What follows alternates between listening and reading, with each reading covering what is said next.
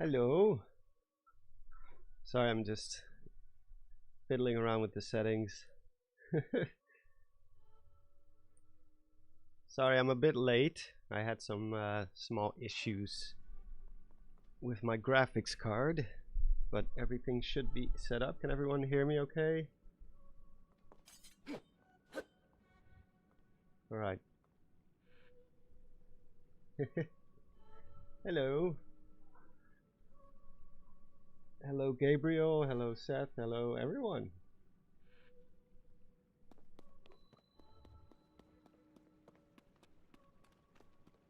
Alright. Spooky sounds are spooky. People have been falling ill after coming into contact with the gloom drifting through these caverns. Though here it seems almost... Yeah, there should have been a master mode, but we're probably not getting that. We'll keep It's a bit going. weird, but you know, it is what it is. Hyrule Castle. To be fair, it's like master mode was not like the biggest thing for me in Breath of the Wild. I don't think I ever finished master mode. So we need to be ready for anything. But some people like the challenge, so. I know I'll be okay with you, Link. Hey, Sonic. Let's go solve this mystery. Ooh, Germany, my neighbor. There should have been DLC. Yeah, I feel like they would have had a great opportunity to, you know, explain some things that weren't explained very well. Although I don't even know if they would have done that. Because, you know, creating a champion, or not creating a champion, Champion's Ballot wasn't exactly a huge story revelation either.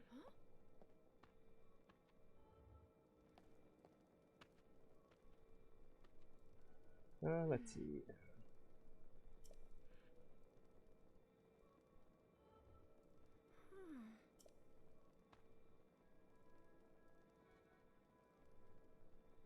Hey, thank you, Kieran Buckley. Will there be a Zelda release this year?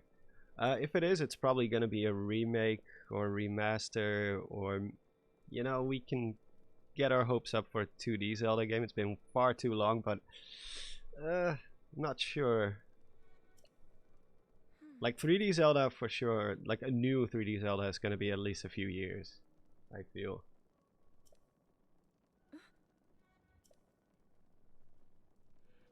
Wind Waker, please. Yeah, I think that would be cool for people. Like I myself, I can play it on the Wii U anytime I want. I have both Twilight Princess HD and Wind Waker. Zonai. Actually, do I have the... Oh no. I do think I have the Ultra Cam on, but probably not going to use it very often. I just want a link between Worlds Remaster. Yes, that would be a pretty good idea, I feel. That's the one game that I only played once. And you know, I had to borrow it because I've never owned a 3DS.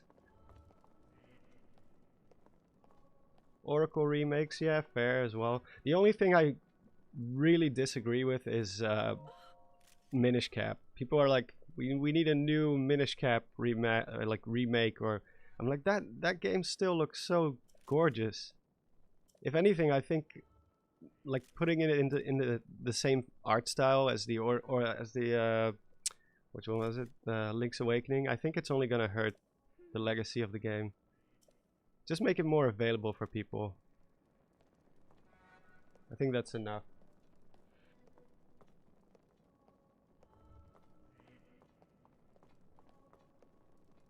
Ooh.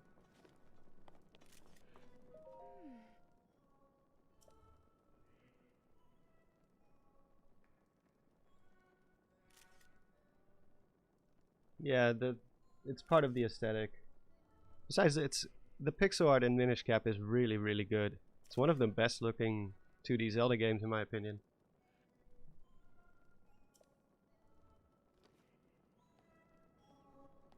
Oh yeah, Black Links, do what you need to do, man. Say hi. to your family for me. They're like, who the hell is Monster Maze? Die!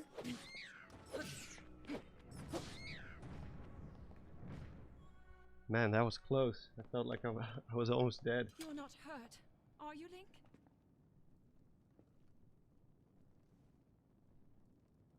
So I'm not going to be capturing any footage of this opening segment because I have plenty of footage of this for my for my last video. I had to capture all the things here in this part of the game. I almost died, yeah. I actually, speaking of Minish Cap, Jordan, I saw you were playing Minish Cap.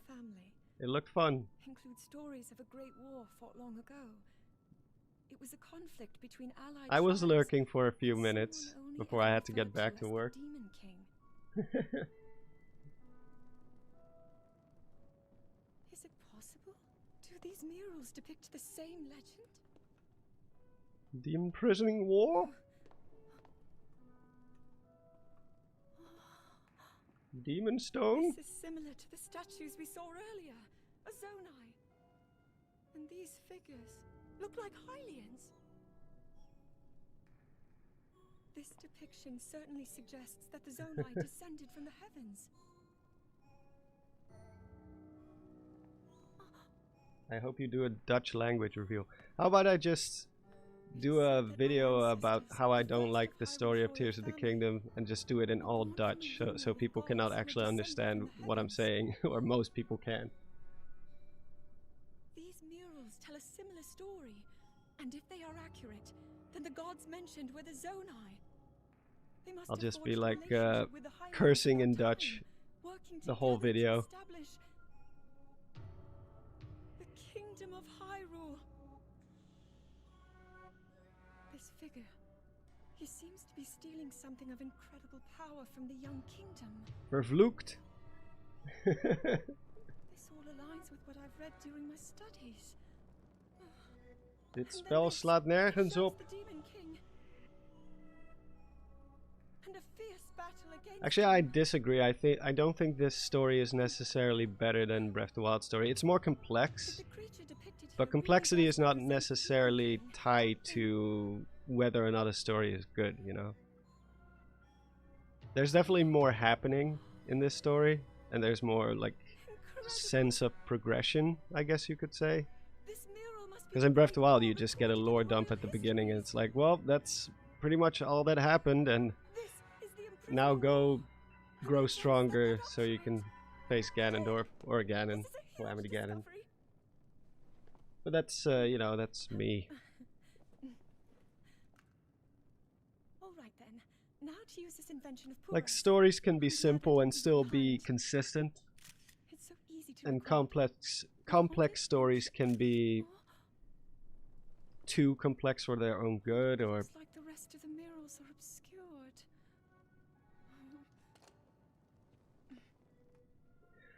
but I will, so Just I will just be upfront about what I'm gonna be doing in the next few weeks. Is I will be making a video, like most of what I'm playing today and doing today. It's all in preparation for a video where I critique the story. It's not gonna be like a hateful video where I just complain for the sake of complaining or whatever. I just want to give it a fair deconstruction and, you know, talk about the stuff that didn't work for me.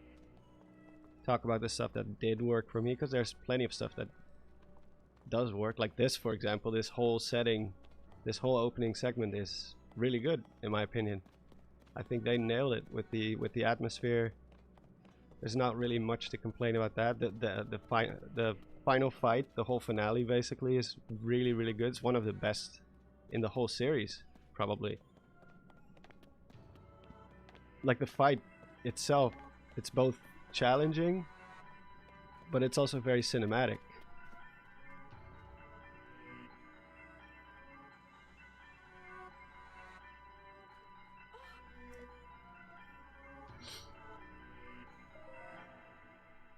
You know, I think some people have been a bit outspoken about, like, oh, there's too much hate towards Tears of the Kingdom. I'm like, well, is there though? Like, aside from Bandit or Jordan, like most of the bigger creators haven't really delved into the story, like not an actual story critique. We all just continue to make lore videos, and you know, obviously there's every channel has their own main focus, and this is primarily a lore channel. So obviously I'm not gonna be holding back for that.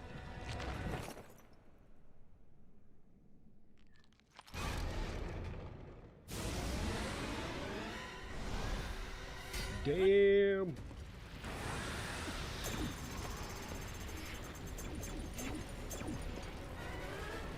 Nerol was brutal in his review. Well, I think he was reasonable. I didn't agree with a lot of the stuff he said, at least in terms of gameplay. But he didn't touch upon the story. So, because in my opinion, the gameplay is good. It's fine. It's like Breath of the Wild. So how can it be wrong? Unless you didn't like Breath of the Wild, then it's a different story. But if you liked Breath of the Wild, you're gonna like this.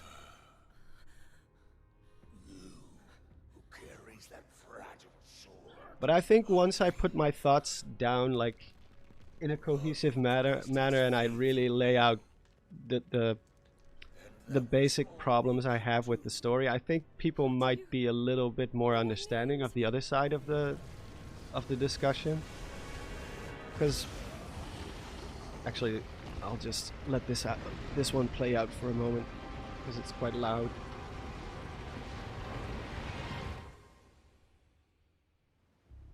Because I do feel like I need to clarify a little bit about how people think about the game so far, and what the current trend is, and how there's plenty of silver linings to it as well.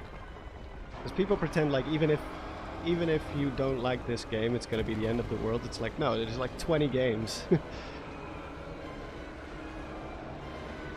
Like one game not resonating with you is not going to completely ruin the whole franchise for you. At least it shouldn't. I did not like Phantom Hourglass at all. I didn't like Skyward Sword when it first came out, and you know, I still love the series. I do like it now, by the way. Skyward Sword has grown on me quite a lot. It's still not my favorite Zelda, but I accept it for what it is, and I appreciate what it did for the series, especially in the story department, just the overall lore. Like, if we didn't have Skyward Sword, we didn't know about the Curse of Demise and the origin of the Master Sword and Fi, and you know, I think that part is very, very important to the lore. It kind of ties it all up a bit more.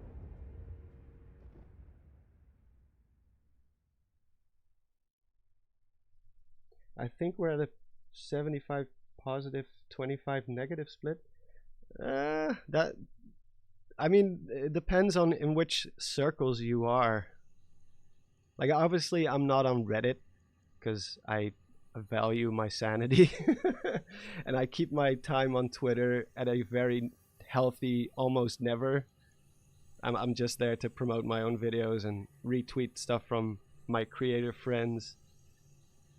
But I don't really go into discussions very often on Twitter because I just don't see the point, you know. It's a waste of time. Most people on Twitter have already made up their mind about everything, and I don't know. The best way to discuss with people is to find someone you respect and care about, see if they have opposing views. Because I've been talking to other Zelda creators quite a bit, and you know, it's refreshing to hear other people's takes. But you're not really gonna get that from some rando on Twitter, because you know they. I've heard a great deal about. Well, we'll get into that soon, but I think both sides of the argument are equally rightful in their opinions. Because, you know, if that's how you feel, that's how you feel. But they're also equally obnoxious. Like, both sides can be extremely annoying to deal with. I had to replace it, lest the injury endanger you further. Oh man, my arm. He's taking it well though. Link is taking it very well. What are your hopes for the Zelda movie? Just that it doesn't suck. That's about it. I have no expectations right now. I know the director, the people behind it, and so far I'm optimistic. I just want to enjoy something. And I'm pretty sure Nintendo will keep a close eye on it. If it ends up not delivering, they will pull the plug on it. They are that type of company that would do that. Anything to protect their IP. Like, we're not living in the 90s anymore where you can get away with things like the Super Mario movie or the Zelda cartoons. Even though I kind of like the Zelda cartoons, they're a guilty pleasure of mine. Do you prefer an original story or a retelling for the movie? I think I would prefer an original story. Probably. Just have some familiar like elements where we can do the Leonardo DiCaprio meme and just point at the screen. But tell it in a different way. Do you think Tom Holland will be Link? No. I think whoever plays Link, I think it's... Well, you should just watch Zeltic's second video about the movie. Because I discussed that whole part with him. He thinks that, as do I, we both think that it's gonna be a bit like Avatar, not Airbender, but the Blue Aliens one. Like, it's gonna be a lot of motion capturing, and so the characters themselves might not even be like actual people on screen. Because if you look at the director himself, that's kind of what he's been vouching for that technology, and he's been doing a lot of, like, I think they call it a previs, like a pre-visualization of ideas, and they all coincide with that style of using motion captures in a digital world. I don't know, I just don't like the idea of having famous actors on screen playing characters that they probably don't even know all that well. Like, if I see Tom Holland, I just see Tom Holland, you know. I don't see Link. No matter what they do to his hair or his outfit, I'm just gonna be like, oh, that's Tom Holland. Ooh. So beautiful. This part. They really killed it with this part. Let's go. How vocal do you think they will make Link? I don't think they're gonna be doing the same thing as with the games. I think he's just gonna speak. Maybe he'll be a bit stoic, more like the strong, quiet type, but I'm pretty sure they're gonna have to make him speak. Same with Mario. Mario doesn't really talk that much in the games as well. And he talks a lot in the movie.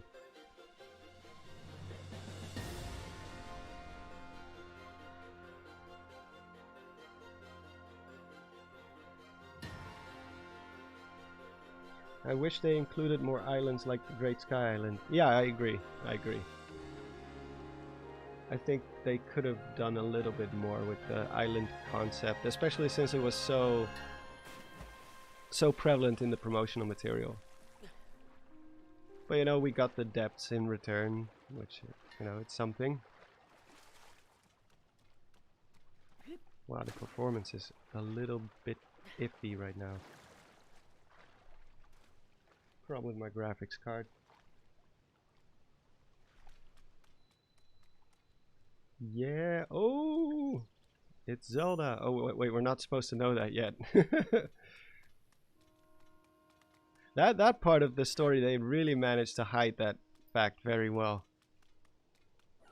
Like, nobody guessed that, as far as I'm aware.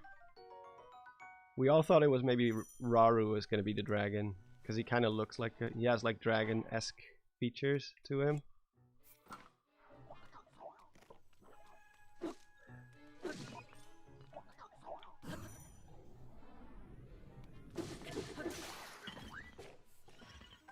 Take your stick.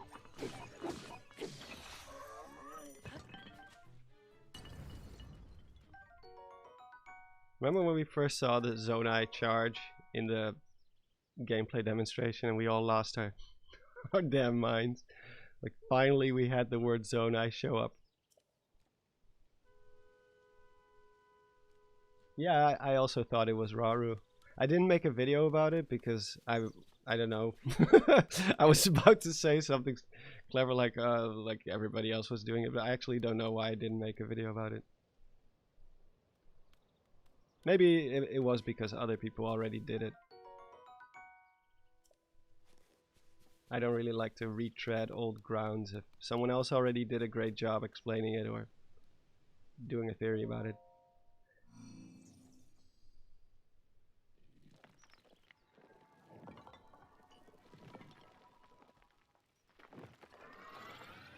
The Zonai brain rot fully set in after I finished the game.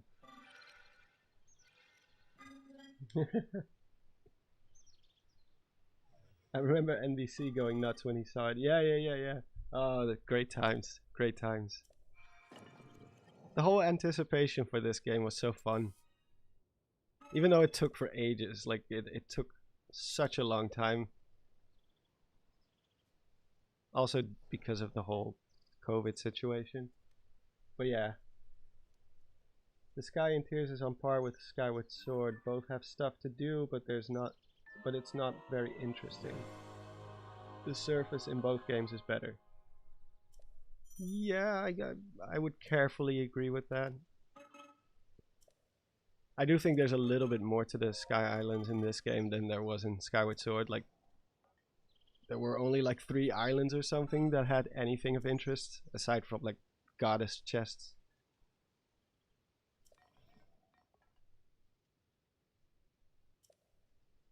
But yeah, they could have done a little bit more. I thought there was going to be whole worlds up here, like the Great Sky Island. But it's kind of just the Great Sky Island plus all the smaller stuff. And the smaller stuff doesn't hold any like big story elements, aside from maybe Thunderhead, or not Thunderhead, Dragonhead Island. Dragonhead Island.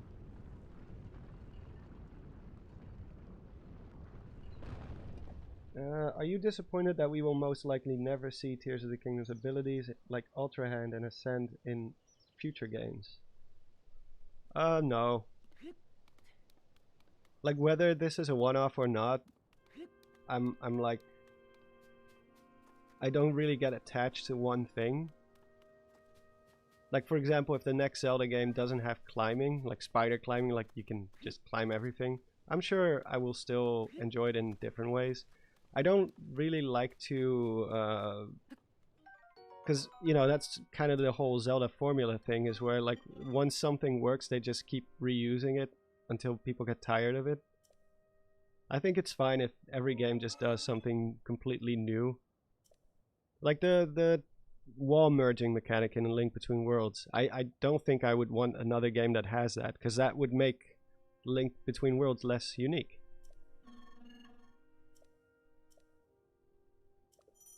Obviously, there are going to be things that will be coming back in future Zelda games. I don't think the paraglider is going to go away, because it's just such an amazing tool.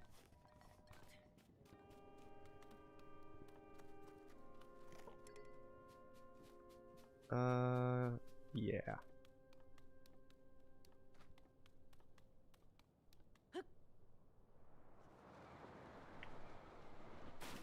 Whoop. Actually, I'm curious, what do you guys think is the better part of, like, do you prefer the Great Plateau or the Great Sky Island? Like, which one of the two do you think did a better job as a tutorial section?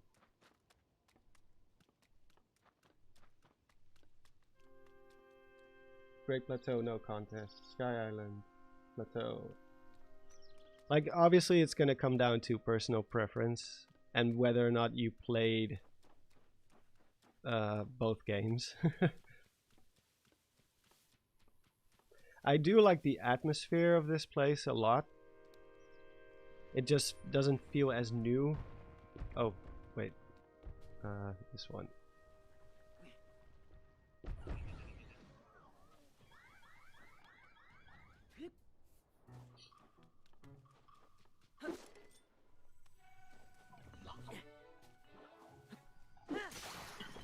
Uh-oh, uh-oh. Nope. Do I still have weapons? Oh yeah, we do. Plenty. Ow. Oh shit. I think I didn't take any damage. I think I secretly have invincibility on. Which I always do when I capture footage. It's the last thing I want to do is die. And having to start my recording over. Hi King Yibo! I'll turn it off in the next playthrough. Because I'm basically just gonna be focusing on story stuff. I want to record all the stuff that Rauru has to say here, because he keeps giving you new things as you progress through the island. He keeps popping up everywhere. I've been a Zelda fan for 25 years. Oh, cool. Yeah, I think same. No, not that long, right? Pretty close. Yeah, I know how to roast stuff. I'm gonna roast you. Wait, you're capturing footage without the Pro HUD? Yeah, without the Pro HUD, because it's mostly gonna be dialogue and things like that. For the actual Ultracam stuff, which is the free cam mod that I use for my videos now, that stuff it's better to just do that off stream, because it's just boring. It takes a long time to set up the right shots and all that jazz.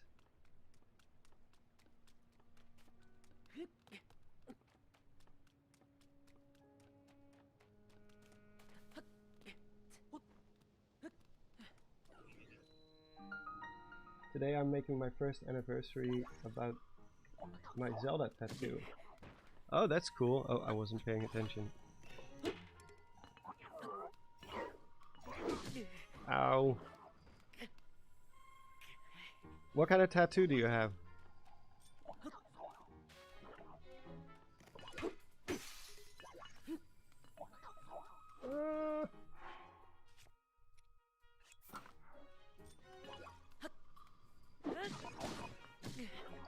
Alright, I'm just gonna... okay.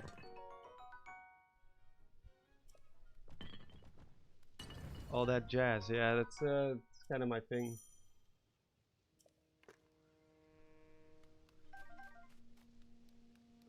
Okay, I think this is the part where he shows up for the first time, if I remember correctly. So let me hit record real quick.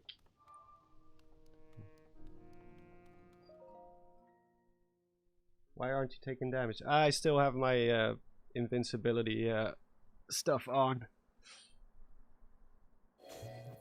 Because when I capture footage, I always use Yuzu instead of my Switch. It's easier. That door will open only to those with sufficient power. Because I can just do everything from PC.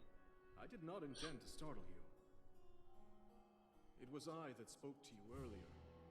That arm originally belonged to me. Because when I capture footage, normally I have even more stuff turned on, like infinite arrows and infinite stamina.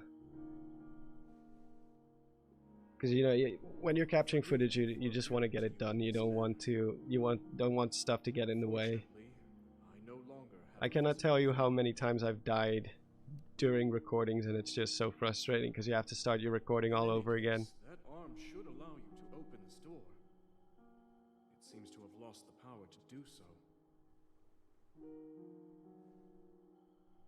might be able to restore it, but you would need to enter a place filled with sacred light.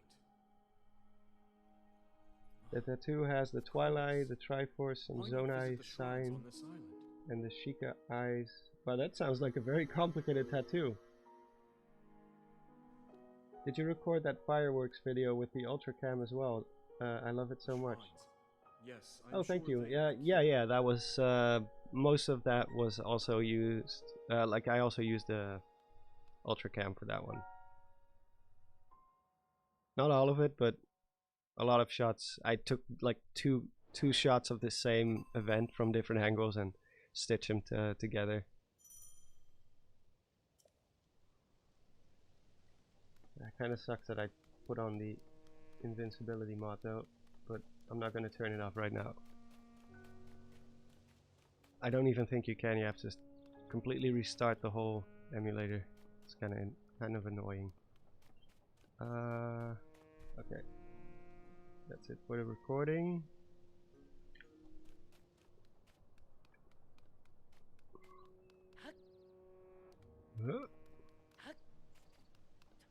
But yeah, this is not a challenge run or anything. I'm just hanging out, recording footage, talking about things.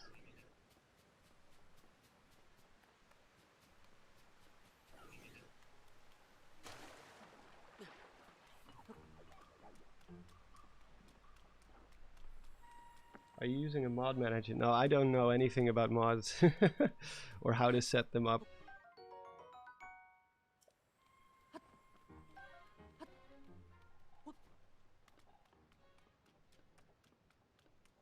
It's mostly just for convenience, most of the time at least. It's for at least when it comes to recording footage.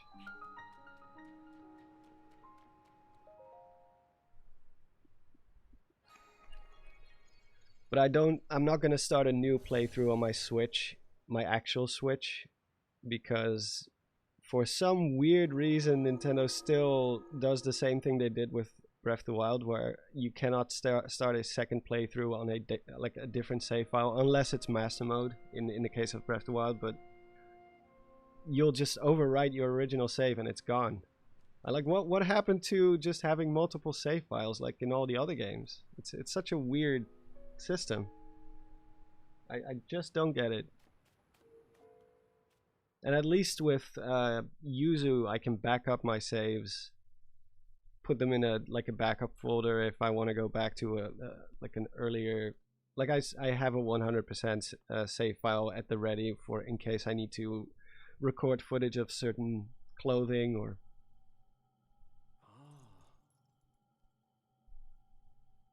Oh wait, I should record this part. Oh, thank you. Bye bye. I forgot my water.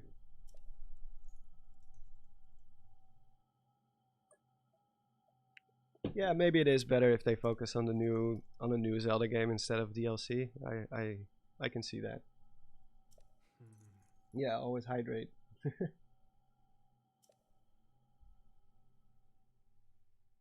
That's why I have an alternate profile on my Switch. Oh yeah, I guess that works, but it's kind of ridiculous that we have to resort to those kinds of tricks.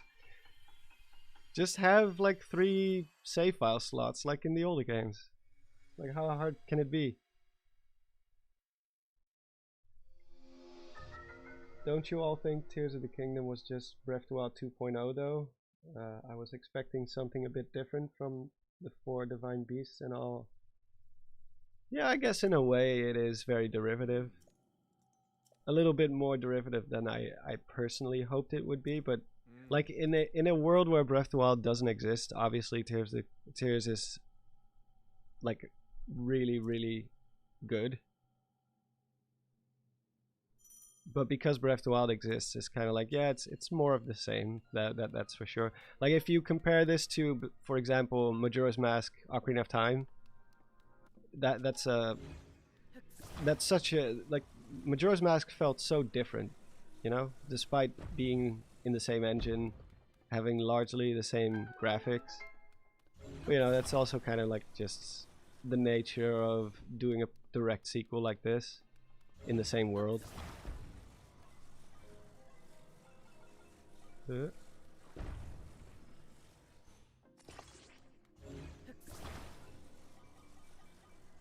But yeah, I personally would have preferred if they went to a different land or a different map. I think that would have already helped a lot. How should I tackle this one this time? I have a shield, right? Yeah. Can I climb this? I forgot if I can. Yeah, I can. Huh? Tony Hawk. Oh. Anticlimactic. Have you seen Alien? Like the movie Alien?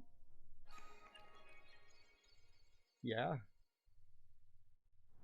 I've seen all of them except Resurrection, I think. Tony Hawk falls down. I don't imagine myself playing Breath of the Wild ever again after Tears of the Kingdom. Kind of depends. I don't think I'll play either of these games a whole lot after the next thing comes around. I don't think these games have the same replayability as some of the older games, which is not inherently a bad thing. Not everything has to be about replayability, but I think a lot of Breath of the Wild and also this game is it's all about the mystery and exploration. Like, I don't particularly enjoy collecting trinkets. Like the Korok stuff, it's just not for me. And they put even more of that in this game, so it's not really my thing. But because the older games were more focused and linear, it's easier to go back to them and just go through the whole adventure again. Whereas with this, if you have to 100% this whole game again, well, not even 100% it, but just go through the whole thing again, it's a bit more tedious, I guess. Replay isn't very important in a game. Exhibit Outer Wilds. Yeah, exactly. It really just depends on the type of game. It really does. Like, for example, Resident Evil Village, that one does have good replayability, but it kind of has to, you know. It's like a 10-hour main campaign. Like, if it didn't have any replayability, that game would be significantly worse. Like, I think I didn't even rush through it, and I managed to beat it in like 12 hours. But I know people who've done it in way less, like 9.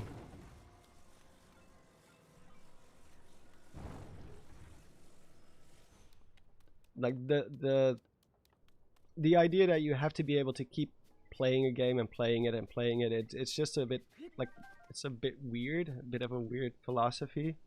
Like, movies don't go on forever either.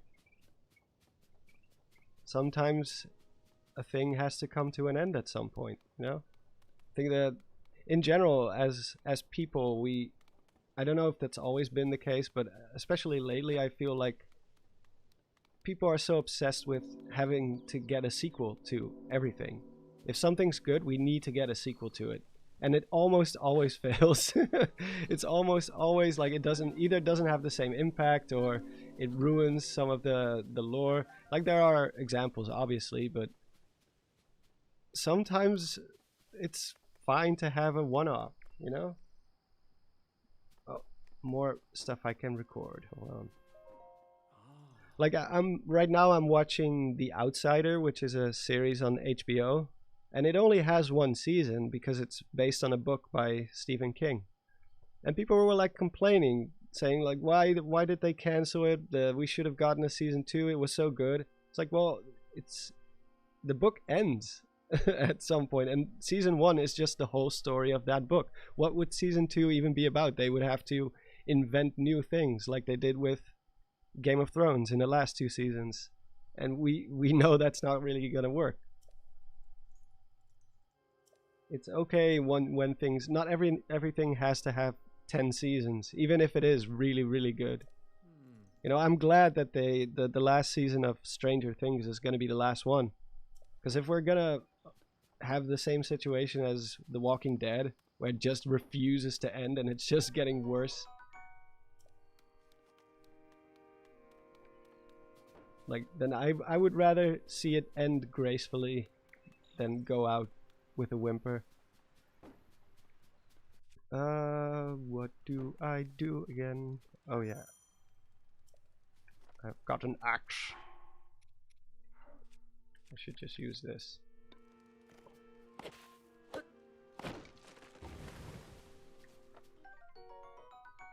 The Outsider is great, both the book and the series. Yeah, it's surprisingly well done.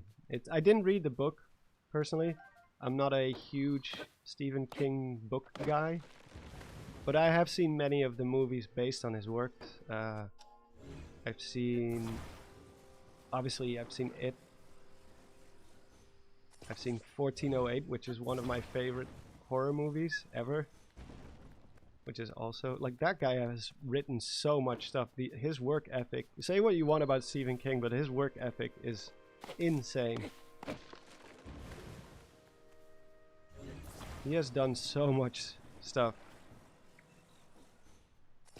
The Mist was a really good movie in my opinion, although I did hate the characters, but just the idea and the ending was really good.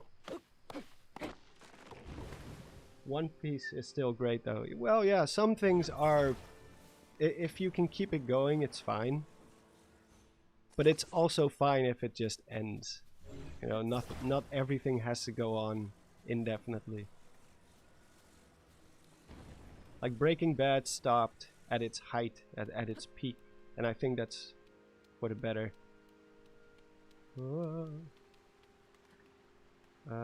Actually, I want to talk to Rauru one last time, and then I will stop the recording.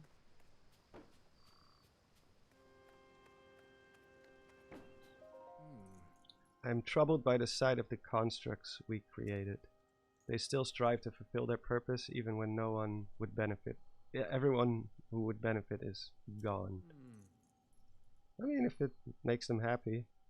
To see them toil away, it grieves me. So he really has no idea what's been going on in the past, like, tens of thousands of years. He doesn't even know that the Sky Island, like the Temple of Time, was risen up into the sky, which is kind of weird because he's the one who takes you here. So unless he has like some sort of spiritual connection to these grounds, or I think they could have explained that part a little bit better, because he just pulls you up into the sky and then the screen turns to white.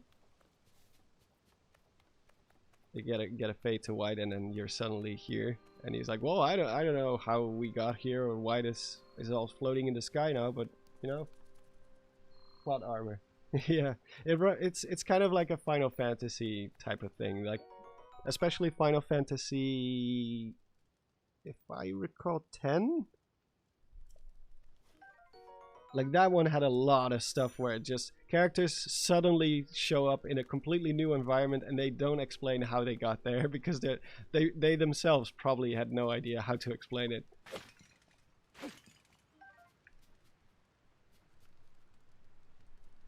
I also wondered how Ganondorf knew of the unravaged Hyrule Castle.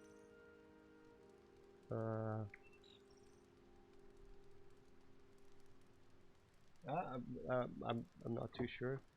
I hated Final Fantasy X. Yeah, I also hated Final Fantasy 13. Actually, 10 was okay to me.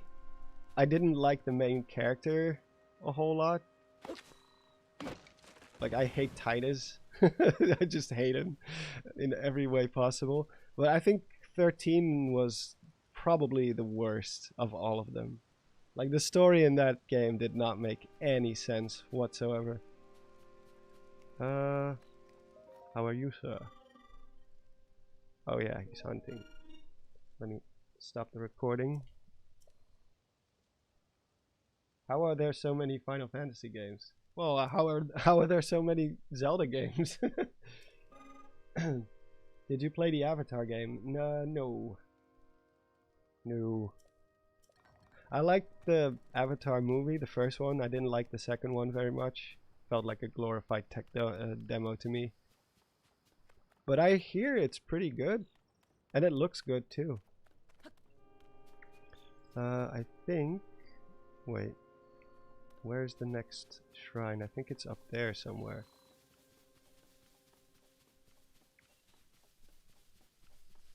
Because Zelda is good. Oh yeah, fair enough. Well, I mean, Final Fantasy is good too, but they've had a couple of... oh, gotta record this one. What does he have to say? I didn't even know he was here. I love the view of the Temple of Time. I always took a moment to appreciate it whenever I passed by here. The Garden of Time was quiet. The only sound to be heard was the time bell, ringing in the mornings and evenings. Actually, yeah, where did all this landmass come from? Because it sure as heck did not come from the Great Plateau. Like, unless the Temple of Time itself was the only thing lifted up into the sky. But that's not what they're implying. Like, if you actually put them side to side, the two plateaus, both in the past and the present, are almost identical, aside from a few trees and things that are missing, and, you know, the architecture. Like the Temple of Time and the Zonai Castle, Raru's Castle. I guess Hyrule Castle in that time. I have not seen The Boy and the Heron yet, but I will soon because I'm a big Ghibli guy.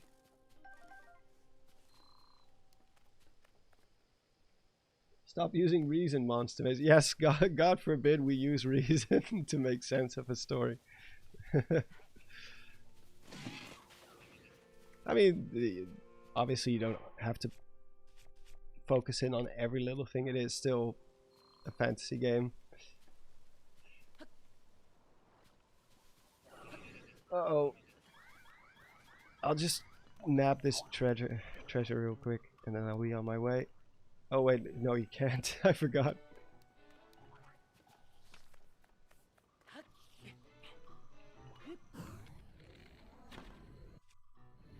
Why does the screen turn black? I don't know why that keeps doing that. I think it's a setting I accidentally turned off. Or turned on, actually.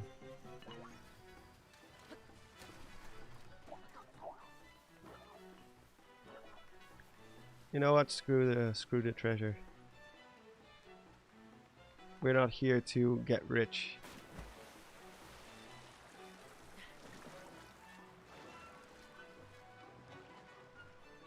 Let me see. How long do you think the Zelda series is going to continue before it gets old? Well, it kind of depends on if it manages to reinvent itself for the next decades or so.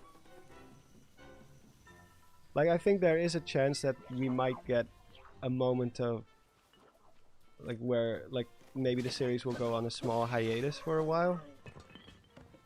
But I don't see that happening anytime soon. If the series can continue to innovate, which I'm sure they can because it's Nintendo, they're good at that stuff, then I'm sure it's gonna be fine.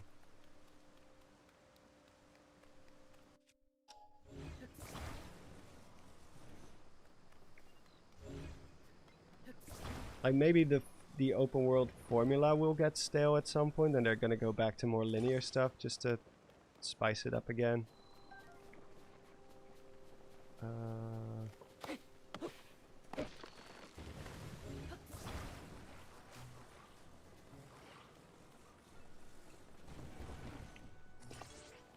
Why do I hear battle music? Oh, I see you. Trying to sneak up on me.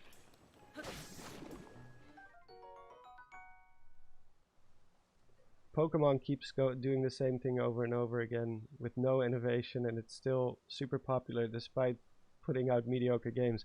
Well, that's just the, I guess, the fan base. They don't want more. Which I, you know, to a certain extent, I can respect that. Where it's like, no, just give us what we already know, and we'll be happy. But, you know, I'm not really gonna be. I'm not gonna be into that series at all.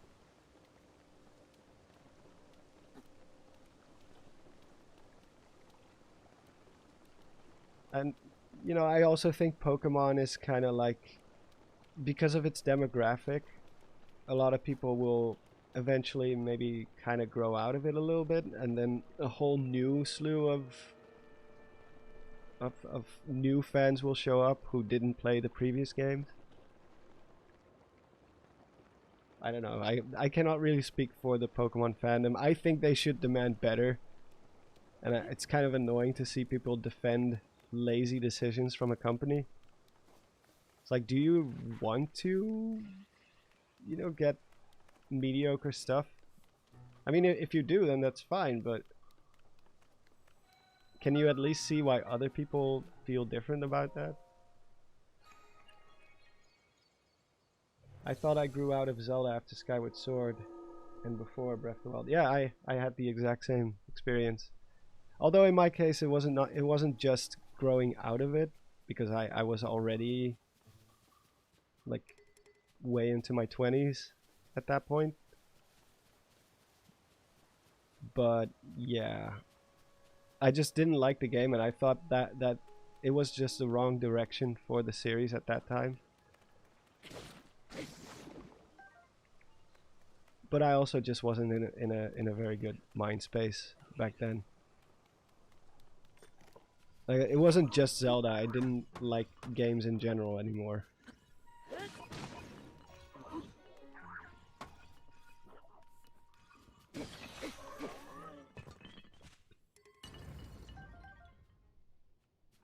It's just, you know, due to personal stuff in general, which I'm not gonna get into too much right now, but let's just say I was not in a very good place during my mid to late 20s.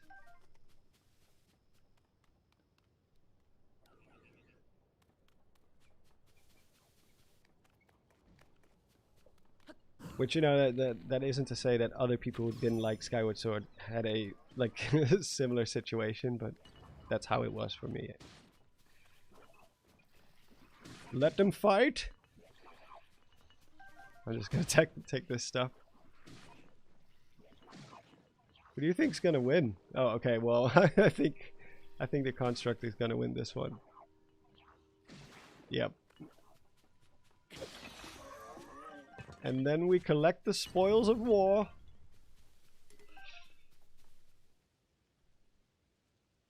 I don't think Zelda Maker is gonna happen. No, Nintendo already pretty much said they're not doing it. They don't see the value in it. Which I disagree with, but who am I to say what they should do? I just thought it was a good idea.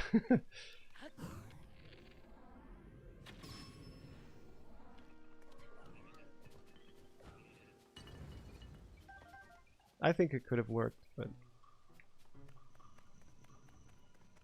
I am not the game design expert.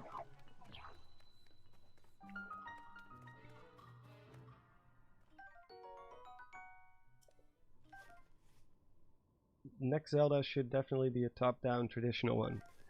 Well, in between the next 3D game, I think they should do 2D, like 2D Zeldas again, for sure. Because that used to be the norm, is like you wait in between the bigger 3D releases, you get something to hold you over.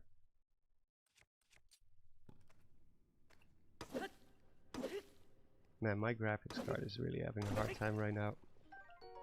I don't know what's up. I should probably send it in to get it cleaned or something.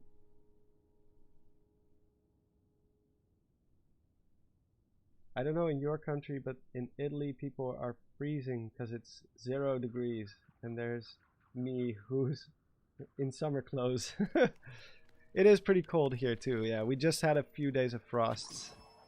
Like, it was like -5. I think it's gone above 0 again now because the ice is melting. Oh, I thought it was dead. Die! There we go.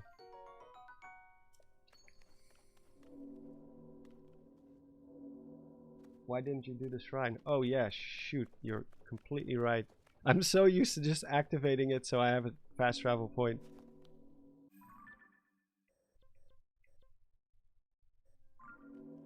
But I cannot fast travel yet, I guess. Now I just feel stupid.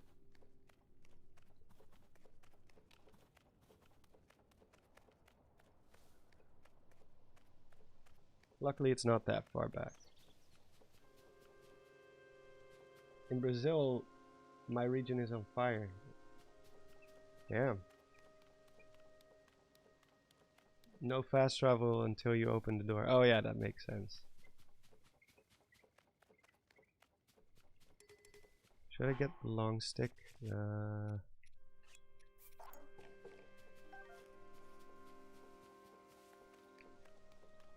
don't think Rauru hangs around these parts. Jeez, come on.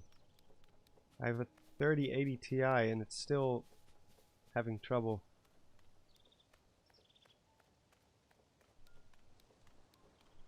It is quite warm in here though. Should turn down the... Hold on, let me turn off the heater for a moment.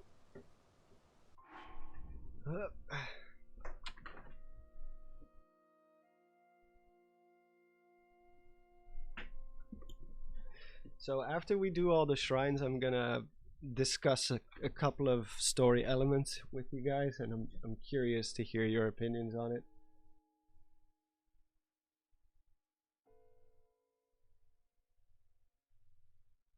Let's see. Let me check out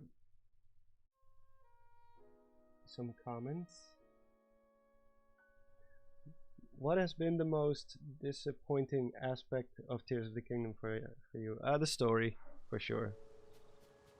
Like, I have my grievances with the gameplay, the same way I did for Breath of the Wild. I don't think they fixed all of Breath of the Wild's issues. In fact, they didn't fix most of Breath of the Wild, like, aside from maybe the weapon durability. But yeah, the story just doesn't make any sense to me. I like that's kind of also a thing that I'm gonna be addressing in my video. Is like, yeah, you can enjoy certain characters, you can enjoy certain story beats or set pieces, especially set pieces. People kind of confuse story with set pieces. Like, you can enjoy a certain part of it, but that doesn't make the story as a whole make more sense or make the story as a whole better, you know? That's kind of one of the points I'm trying to make. Like, you can appreciate the part where, you know, Link is unable to catch Zelda in the beginning, and then at the end you do that final skydive after the fight, and it makes sense, you know. It's a great theme to put into the game. Like, he failed at catching her first, and then you get a do-over, and this time he succeeds. That's a good story arc, or a good set piece, I should say. You can like a lot of the things. I like Sonia. I like Sonia as a character. Is probably, I would have loved to see much more of her, but that doesn't mean that the story itself is good. Oh yeah, it already selects it for you. And that's kind of been the thing with the story of Tears of the Kingdom for me personally, is that the more I think about it, like, good stories usually get better the more you think about it. Like, the story of Ocarina of Time gets better the more you understand about the deeper meanings and the subtext, and, you know, it's definitely not perfect. Like, I think they could have done more with Ganondorf in that story, because he kind of just hangs out in his castle for the rest of the game. Like, he won. After he wins, he becomes just lazy, just plays the organ inside the castle the whole day. It's very mustache twirling evil, like typical stereotypical evil guy. But they did improve on that in later Zelda games though. So there's that. I don't know why this screen keeps turning black. Because it doesn't always do that. Maybe it's because of Ultra Cam. I'll make sure to turn off the invincibility and the Ultra Cam for the next one, because I'm not really going to use it anyway.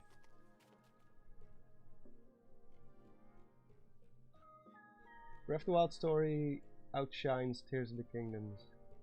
In terms of consistency, yes, for sure. Breath of the Wild story at least made sense, even though it was very basic, and you basically get the whole picture in the first 2 hours of the game. Like, there's really only 2 big lore expositions, aside from the memories, but the memories are more or less things we already know, but you just get to see it in more detail. You know, you get some time with the champions and you get to see a little bit more of their personality, which they should have done with the sages in this game too. Instead we get Demon King Secret Stone 4 times and that's it. But you know, it's okay not to like that part of the... It's only one part of the game. Oh.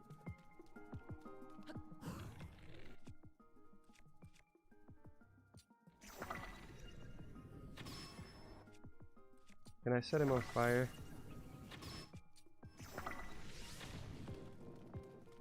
At least I didn't have infinite stamina turned on. that would have been very unfair. No. I think I'm gonna go for a spear. And a spiky sword, I guess.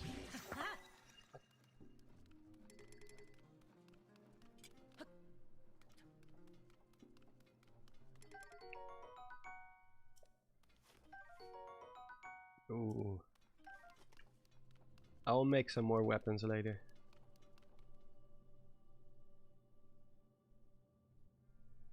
I'll be honest, Zelda probably should have just been the main protagonist. I feel like Link was kind of lost in the story when compared to the rest of the characters. But yeah, most of the interesting stuff is happening in the past and we don't see a whole lot of it. Like, aside from the final fight, it's mostly just Link dealing with your typical, oh, this area has been plagued by this.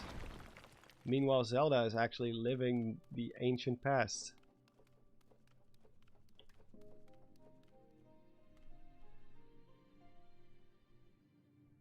But like I said a bit earlier, I think both sides in the whole "is the story good, is it bad" debate are equally rightful in their opinions, because at the end of the day it is just opinions. But both sides are also very obnoxious. Not all of them, of course. In fact, it's a small minority. Like, when it comes to when it comes to camp, I hate Tears of the Kingdom story. Those people tend to pop up everywhere to reiterate that they don't like the story, and I'm like, yeah, okay.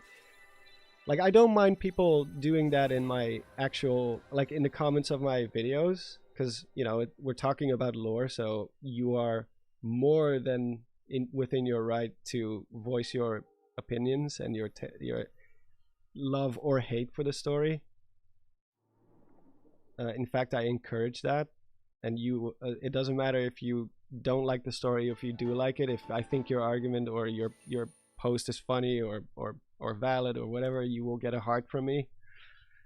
But they will also pop up in areas where it's like, well, we're not even talking about story right now. Like, I'll just be wishing people Happy New Year or making a joke on Twitter about something completely unrelated, and someone just cannot help themselves to squeeze themselves in between and be like, the story of Tears of the Kingdom sucks. And it's like, yeah, okay, there's a time and a place for everything, and we're not talking about that kind of stuff right now, you know? Just save that stuff for videos that actually talk about the lore, or go to Reddit to discuss it with people and talk about how bad you think the story is. That's fine. But on the other like, when it comes to camp, I love the story. Those people can also be very, very annoying at times. Like, probably the most annoying thing I keep seeing is people telling you why you don't like it. Because I've been pretty vocal about it, on at least on Twitter and in a few podcasts, that I'm not into the story of this game at all. Like, in fact, I think I was the first of the bigger, quote-unquote, bigger Zelda creators to publicly state that I didn't like the story. Because I looked it up, I still have the screenshot of the tweet. It was somewhere like in June, like the beginning of June. Which was, we were still smack like in the middle of the honeymoon phase, as they call it. So it was not a popular opinion at all. But, you know, since then other creators have come forth about it too. And it's just very annoying when someone else is going to tell you why you don't like it. It's like, well, how do you know why I don't like it? Like, why are you trying to project your expectation upon me? Like, I've had people tell me that I don't like the story because I did not predict it. Like, my theory, it invalidated some of my theories, and I'm like, do you even know how the Zelda the Zelda lore community works? We're used to getting things wrong. We get stuff wrong all the time. Plus, do you really think I want to predict the entire story of Tears of the Kingdom beforehand and have no surprises? No, of course not. I'm just coming up with theories, just coming up with ideas and observations, and I realize all too well that most of them are probably going to be wrong. And the stuff that does end up being right, well, I mean, power to you. If you did predict something right, that's also really cool. But like, why do you insinuate that, like, you don't like it because of A, B, C, whatever? So you don't know me. I haven't even, like, in my original tweet, I only said I didn't like the story. I purposely held off from telling people why I didn't like the story. I think the only thing I said was just as a clarification, like, no, it's not because of the timeline stuff. It's not because it doesn't fit into the timeline, because I knew people were gonna make that assumption as well. They're like, oh, you just don't like it because it doesn't fit into your little timeline thing. It's like, no, if it was a self-standing story, I wouldn't have liked it either way. Even if it did tie into the rest of the timeline. Like, would it have helped if they did at least acknowledge it? Yeah, I think it would have. The same way it did for the Wind Waker. But to say that the story, I don't like the story because it doesn't fit into the timeline, no. No, I really could not care less if it fits into the timeline. At least not in terms of my grievances. Let's just put it that way. So yeah, like I said, both sides can be equally annoying to deal with. It doesn't matter which camp you are in, people will tell you why you are wrong, even though it's an opinion. Oh. That's not... come on. There we go. So if you don't like the story, all the power to you. If you do like the story, same goes for you.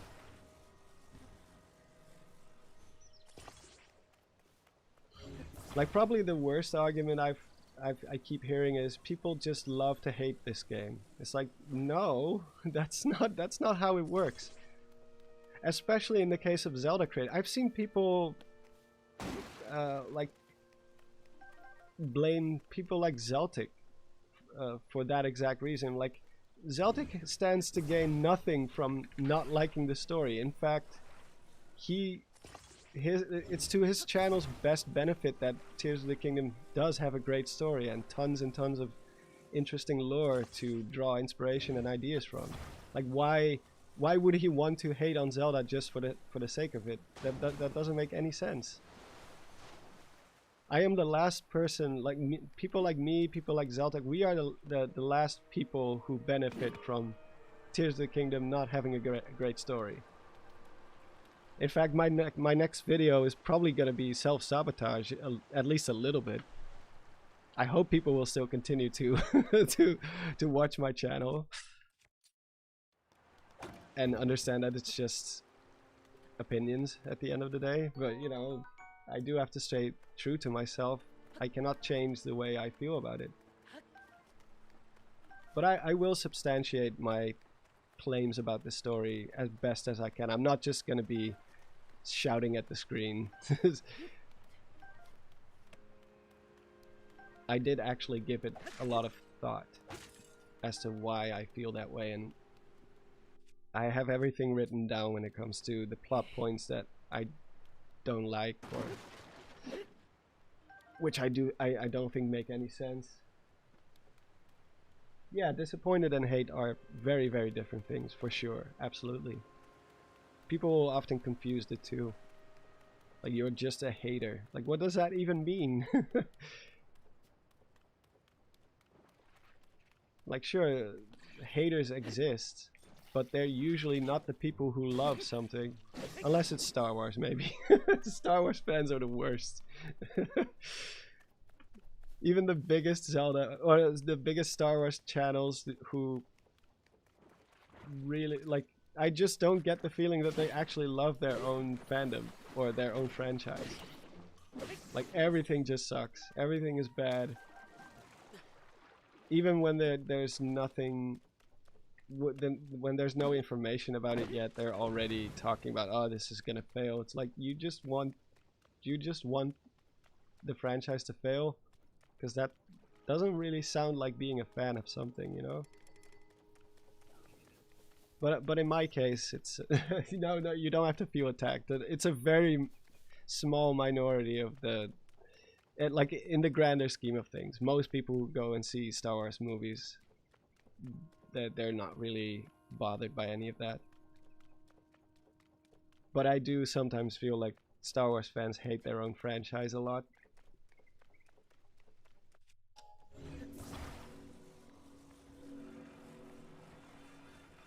And it's not just because of Disney, although I do not think Disney does a very good job with the franchise at all. But it was already kind of bad before Disney. Like, the prequels, aside from Revenge of the Sith, were not that great. And I have nostalgia for those movies. All of them. In fact, Phantom Menace was one of the first movies I ever saw in theater. Aside from maybe Lion King or something. Same with Halo fans. I cannot speak about that. I don't know anything about Halo or its fandom. I just know the series was apparently very, very bad.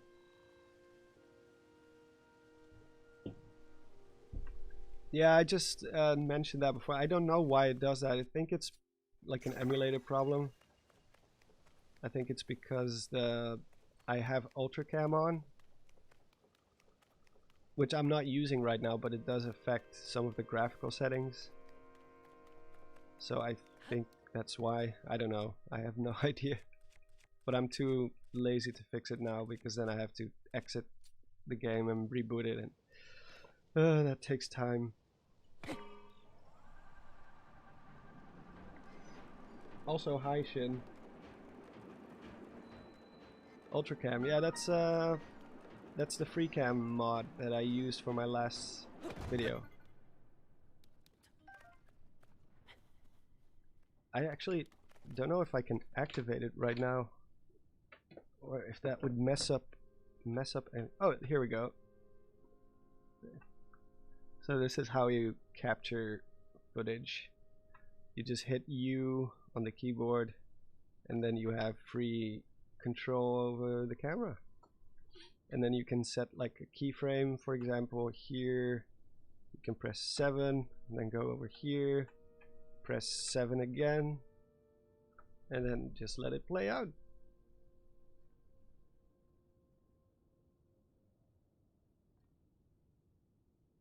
So there you go. And then you can just turn it off again. I've only had this mod since the last video I done. Like, not the fireworks one, with the one before that. Before that one, I was using a first-person mod, which is way more limited. Which is also what I use for Life as a Bokoblin, by the way. The first-person mod. Yeah, it's like a replay mod. Or like camera mode, I guess. Although it doesn't freeze everything in the game. If you're... Like, I did put a link to it, because it's obviously it's not the fruit of my labors. It's just a tool that I use to make my videos more cinematic. I don't care if Nintendo approves yes or no. I don't have a relationship with them. It's my own... I dumped my own game to PC. I can do whatever I want with it. As long as I don't distribute it, anything or make money off selling mods, I should be good. I'm not here to please a big multi-billion-dollar company. So yeah, okay, here it does make sense that the screen is black because you can see the stamina meter in the background. So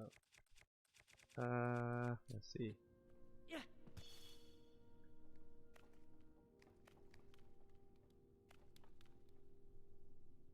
Let's hope you're good. Yeah. Well, like, I'm not actively promoting stuff, you know. I know people have gotten into trouble, like what's his name again? The famous streamer guy who got into trouble with Tears of the Kingdom. Oh, not Tears of the Kingdom, Breath of the Wild's mods. Yeah, Point Crow. Yeah.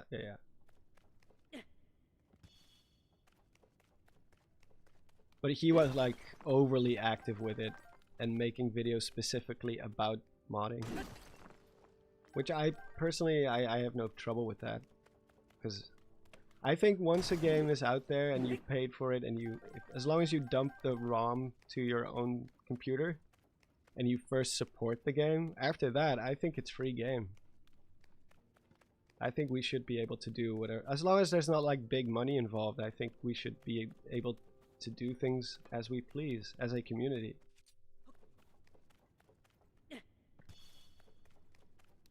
It's the same way Valve approaches things.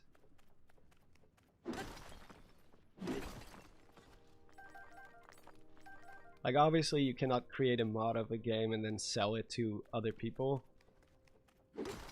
Like, actually sell it, like, physically, and being like, you know, because then you're just bootlegging stuff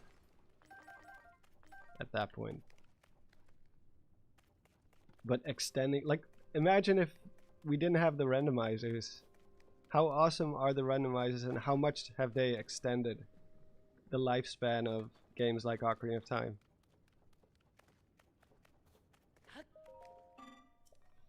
I have not given you permission to use those.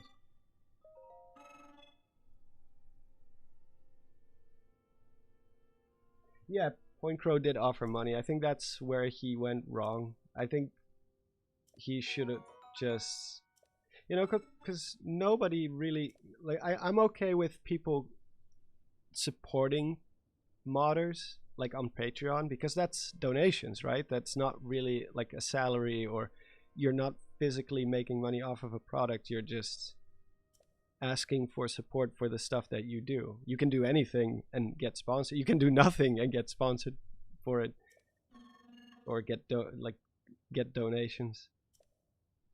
Some people use Patreon, and what's the other one? There's another one. Like, if they get sued or something, they will be like, hey, can you guys help me pay for a lawyer? But that's like, you can either support people or you don't.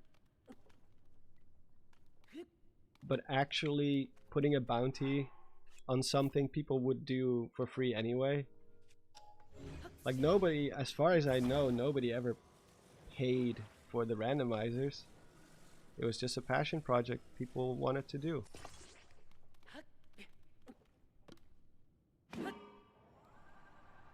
Yeah, coffee, and of course you have stuff like Kickstarter. And what are your thoughts on on Bandit saying Tears of the Kingdom was just glorified DLC? Is that what Bandit said? I haven't seen every single video of him about it. Oh, it's Rauru. Let me record his conversation real quick. What does he have to say? The time bell that sounds from the Temple of Time rings at a set time each morning and evening. Along with the constructs, we woke to the sound of the bell. When we heard it in the evening, we knew it was time to rest. Wow, what an innovative system. It also played a part in our traditional ceremonies. In a way, it was like this place's beating heart. The sight of the temple and the sounds of its bell stir fond memories in me. That's nice. Bye. He had such an early bedtime, yeah. He's a responsible guy. I've been sleeping much better lately as well, because I really screwed up my sleeping schedule after the Game Awards. Like, the Game Awards broke my sleeping schedule, and it took me weeks and weeks. And then at that point, it was almost time for New Year's anyway, so I was like, I might as well just stay up late, or else I'm gonna fall asleep at 10 before the turn of the hour. Let me see. Let me trade in some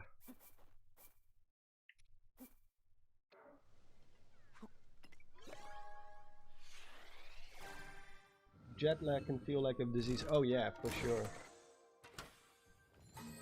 But I've been going to bed at normal times now for at least about a week now, and it's already it makes such a big difference in how you feel across the whole day.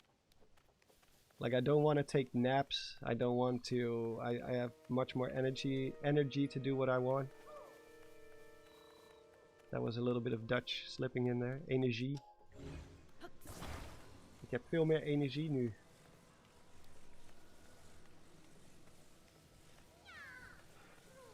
I work third shift, so sleep is fun. Yeah, I can imagine. Let me see. I don't normally do this, but oh.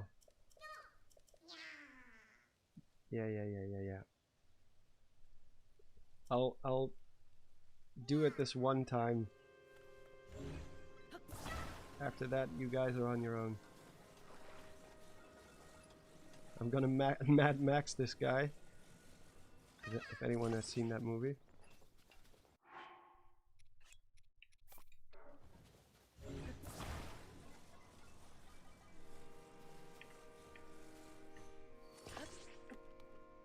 How about I just hit him?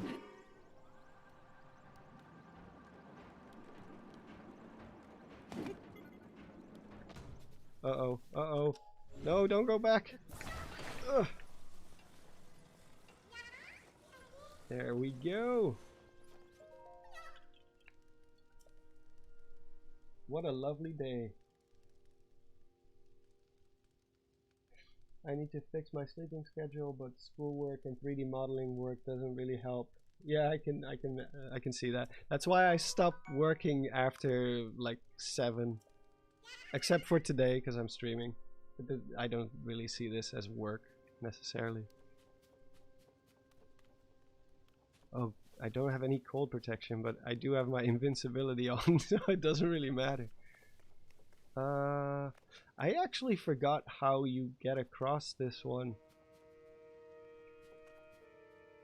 I honestly, I don't even think I did it the intended way. I think I climbed up that part right there. Oh. Yeah, I like climbed up through here, which maybe I should just do that. Use a hook and a minecart. Oh.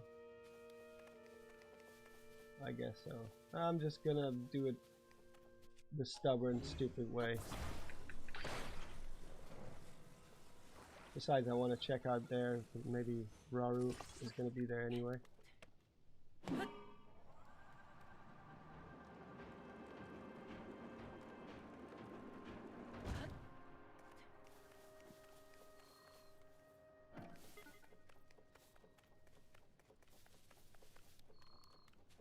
There's more than one way to get to places in this game. That's one thing I do like about it.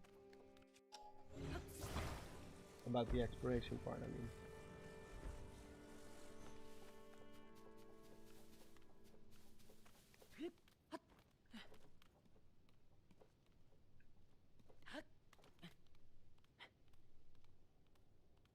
Peak fan placement. Yeah. I know.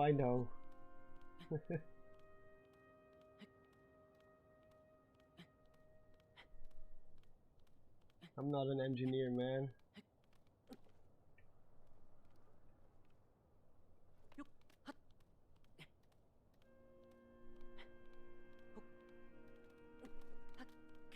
I don't really need to beat the construct. I'm mostly just rushing through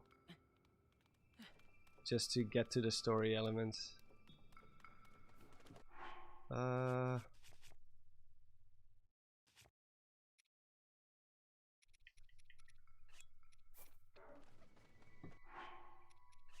should have probably done that.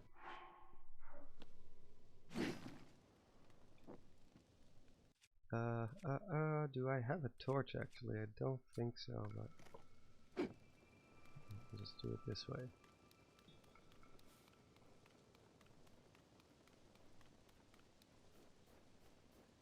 They should teach Tears of the Kingdom in engineering schools. I'm sure they will, to some degree. Oh, there's Rauru again. Oh, but if I talk to him, my torch is gonna go out, isn't it?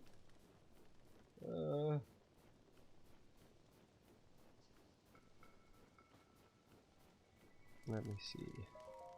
Yep, of course he puts out his torch, because you cannot speak to people with a torch in your hand in case you've ever tried that in real life. It's impossible. Yeah, the physics, they really put a lot of effort into that, for sure. Draconic Crescent says, I hope in the next game they will have proper dungeons and mini dungeons. I would remove spelunking to have mini dungeons that give heart containers or heart pieces. I don't really care what the reward is. I think it's all a means to the same goal. But I do, yeah, I do agree, at least in terms of the whole main dungeons, for sure. I don't think the ones in this game were they were not a good replacement, at least not for me. Not everyone is gonna agree with that one, for sure. Some people like it. Some people like that you don't have to invest hours into one dungeon. I do. I think as long as you have save points or something, that would be one way to solve it, I guess. Just have checkpoints, a bit like the Souls games, instead of always having to start all the way from the beginning again. Or start at the entrance, I should say. Oh, I think here you don't get cold because it's inside of a cave.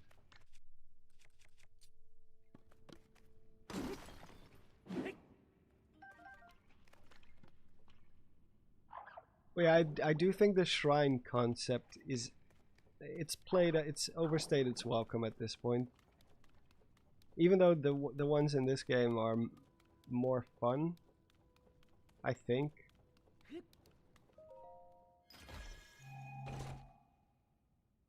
But it is time for something new after this. Just to be like, again, like do the exact same thing again, like go to all the shrines. Yeah, that's not gonna work. They're gonna have to come up with something new, which I'm sure they will. Oh, that's a waste of that one.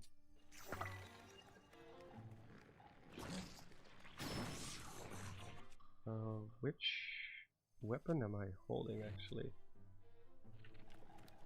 Oh.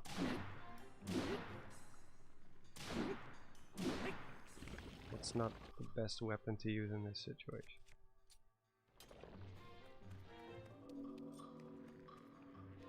Hello?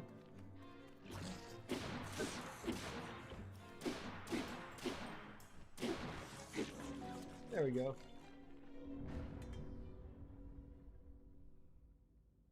The Tears of the Kingdom ones felt more like pretend old dungeons, whereas the beasts were unique.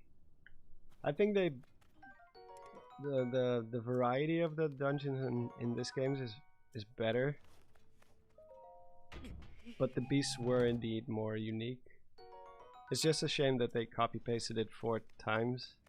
I think maybe they could have done something with that to make it stand out a bit more. But they weren't very long, so most people don't even really consider them dungeons in general. It's more like just a bigger shrine.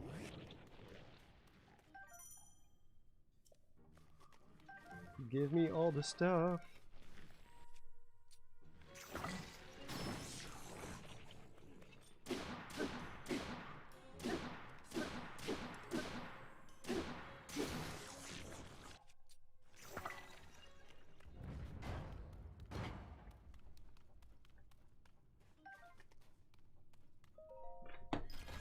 The Fire Temple was just okay. Yeah, I did like the music in that one. But it wasn't the... You can cheese it pretty easily.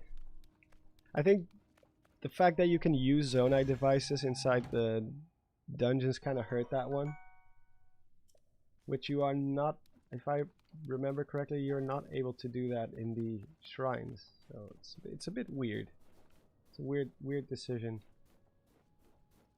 Oh, I remember this.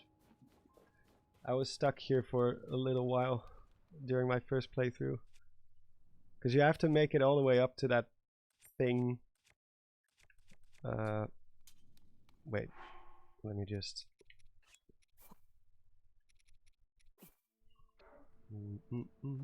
There should be spicy pepper somewhere along the way, though. Yeah.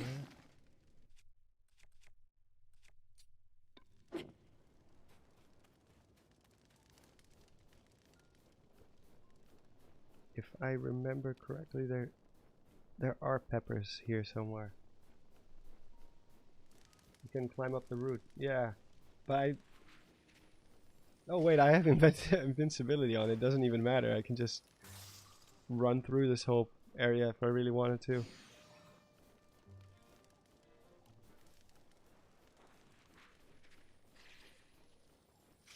But I'm just gonna pretend like I am vulnerable.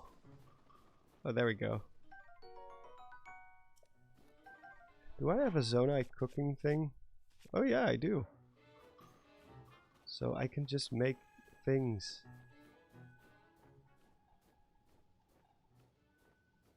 I miss Navi shrieking at me every 5 minutes. Yeah. That was peak Zelda, for sure.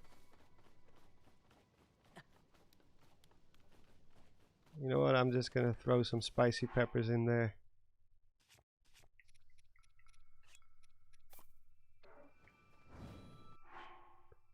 Just so he stops shivering, you know?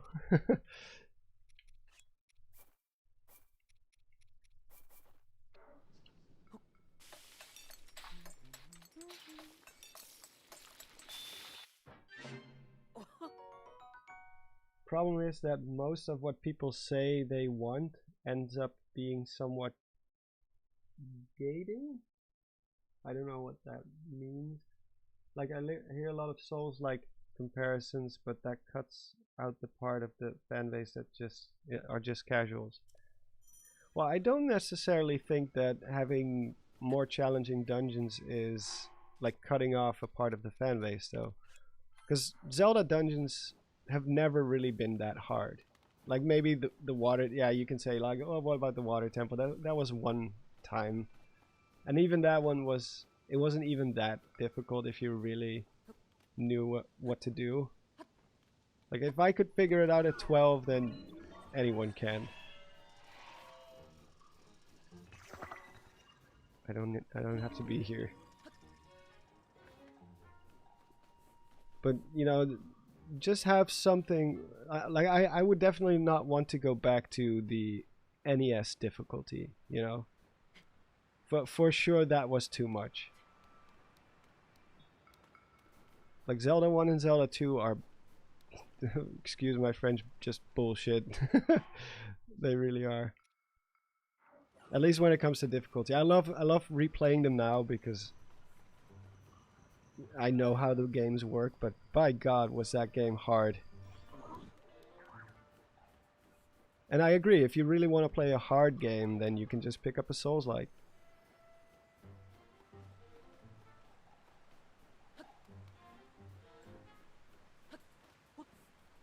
I don't necessarily think Zelda has to be for everyone, but it should at least try to widen a little bit when it comes to... Oh, wait. Oh yeah, I can just skimmy along this edge. Shimmy along this edge. There we go. Yeah, I can make that. Yeah, no game is for everyone. It's impossible. Trying to please everyone is... It's almost always gonna lead to your downfall.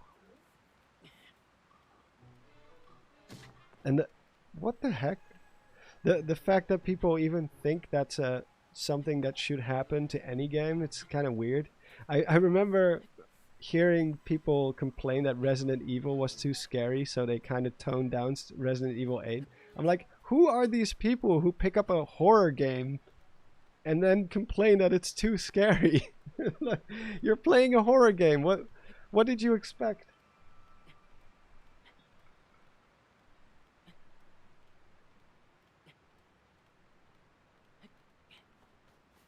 Well, in the case of Tears of the Kingdom, I think it's just they focused so much on the gameplay aspects, especially the physics, that they kind of cheaped out on other levels because there just wasn't enough time. Wow. Okay, never mind. But yeah, the story. Some people will say, or will make the argument that, you know, Zelda has never been about stories. Nintendo even admits that the stories in Zelda games are an afterthought. And you know, that's true. The story is an afterthought. They literally say that in Hyrule Historia. They say, like, you could consider stories in Zelda games like as something we come up with at the end, or kind of just we retrofit it into the gameplay area. But just because something is done or isn't the main focus or is done afterwards doesn't mean it has to be bad or that it doesn't matter. Because that's just, you know, you can write stories or design games in any way you want. Like J.R.R. Tolkien started writing his stories by drawing maps. Not every writer is going to do it that way.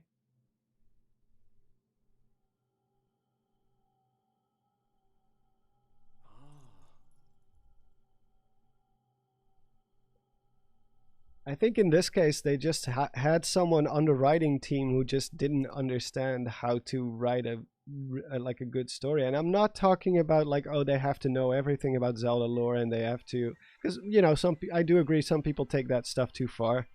Some people just go way out of, like, they're just expecting people to remember things from games like from the 80s and 90s, where I'm like, well, I mean, that's not necessary. You don't have to remember every little detail about the lore to write a decent story for this game. It's more like the biggest problems I have with this story is just the character motivations. They do not make any sense at all. If you really sit down and think about it, everything these characters do feels like they don't want to win this battle against the Demon King at all. Like they're purposely withholding information from each other. They're not making any sense. They don't explain themselves. They are purposely dumb about a lot of things. which you know, I can give tons and tons of examples, but I think it's best if you just watch the video about that at some point. I will dive into a few of them in a moment here. Like Breath of the Wild had a very simple story, but I cannot really point to anything in that story that made me angry in that same way. At least most of what happened made sense. You know what I mean? It wasn't like, why is that character not doing this, or why aren't they telling each other about that, or because it already happened. That was kind of like both the strength and weakness of Breath of the Wild storytelling, is that most of the things you learn in that game are things that have already happened and you have no control over it. Like you cannot change the outcome in this. All you can do is defeat Calamity Ganon and make sure you know, save the world from anything like that happening again. But you cannot change the death of the champions. You cannot change anything. The death of the king. It's all been done. It's already happened. Oh wait, I can just use Ascend, of course. I keep forgetting about this ability. Such a great tool. Oh.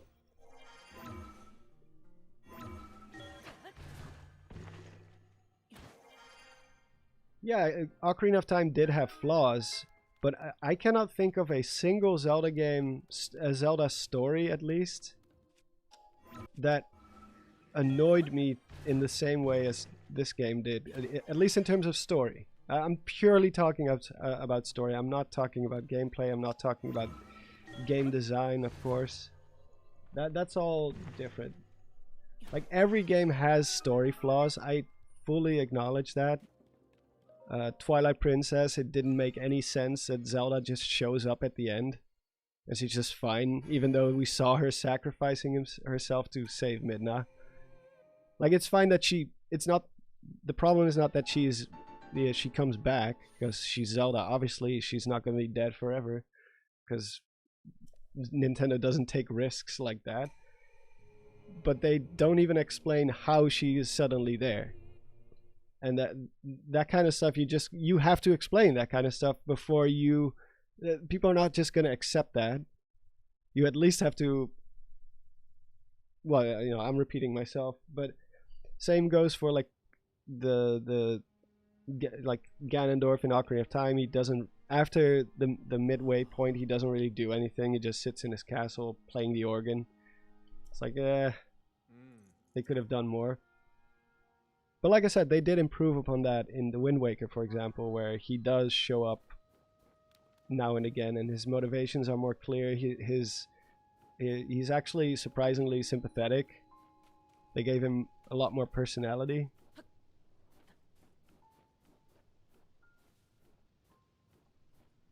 So they definitely improved on that. But with this story, it's just one thing after another where I'm just like, why? How? Why did they go for this?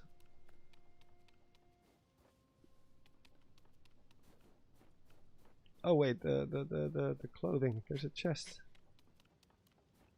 Right? Yeah.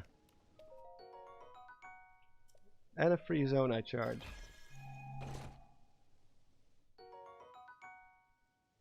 Here's Ganondorf is evil for the sake of evil, and it's so disappointing. Yeah, I agree.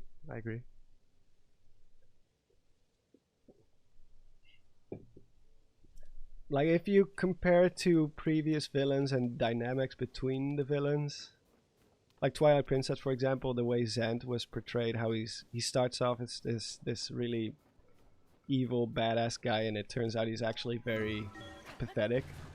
Like, that's character development. And you actually kind of see where he's coming from. He was manipulated by Ganondorf. And Ganondorf himself was kind of like an afterthought. Like, he was just secretly the puppet master in the background. Even though they kind of do hint at his presence during the Arbitus grounds, but I can always appreciate if they do something more with a villain besides just ha ha ha, I'm gonna take over the world because I'm evil, you see.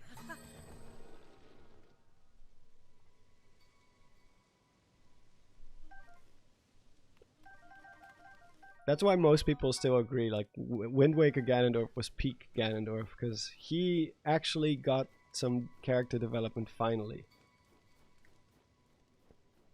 Like, him and the king were just holding on to the past, and they didn't want to let go of the Kingdom of Hyrule and all the pain and suffering that it has caused over the centuries since its existence. And at the very end, the king kind of acknowledges it.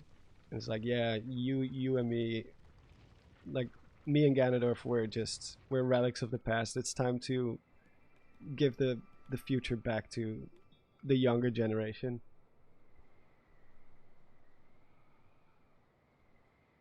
Like,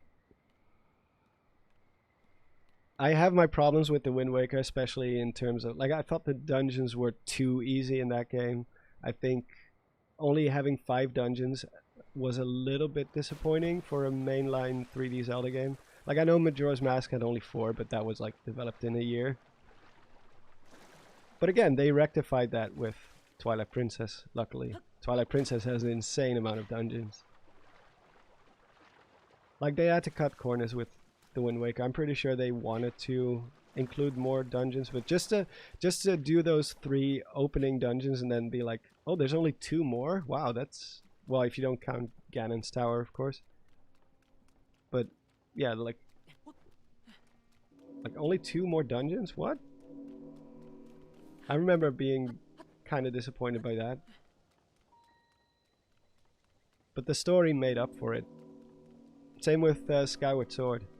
The gameplay suffered a little bit because of its need to tell a big linear story. But what is there is very, very good. But also has flaws again. It's time travel stuff, they never seem to get that stuff right in Zelda. Or in media as a whole. I think there's literally only one series that did time travel good. And that's Dark. Dark is the only series I know that absolutely nailed the time travel part of it. Every other movie that's ever been made that has time travel, if you really, really think about the implications and how it works, you're like, you will find things that doesn't make any sense. Because time travel is difficult. It's such an intangible concept to our human brain. We live in a linear time, so just wrapping our head around how time travel would even work, would it exist in the real world? It's just very difficult. So I'm not even gonna really blame Tears of the Kingdom for that fact, because Tears of the Kingdom's time travel does not make any sense whatsoever. Like, the mural is already there. Like, they kind of imply that it's a closed time loop, but also there's stuff that completely contradicts that, including Rauru himself. He's like, yeah, I know the stuff you saw with Ganondorf is really terrible, but that was a future, that all happened because you weren't here. It's like, yeah, yes, she was.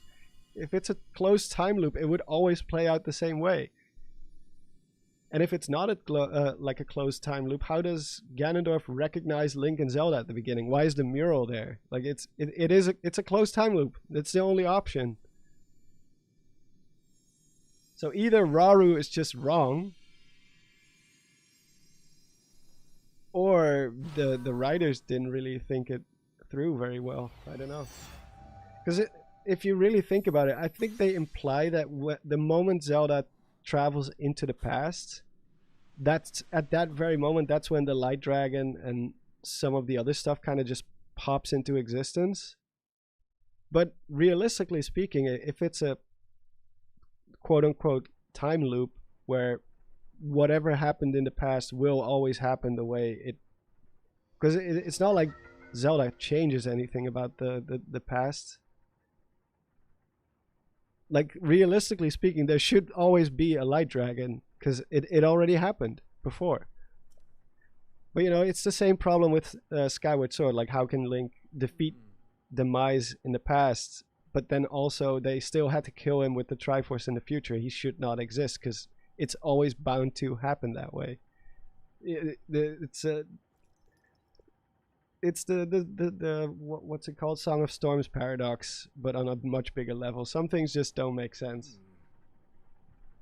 Raru knows nothing about time travel. Yeah, exactly.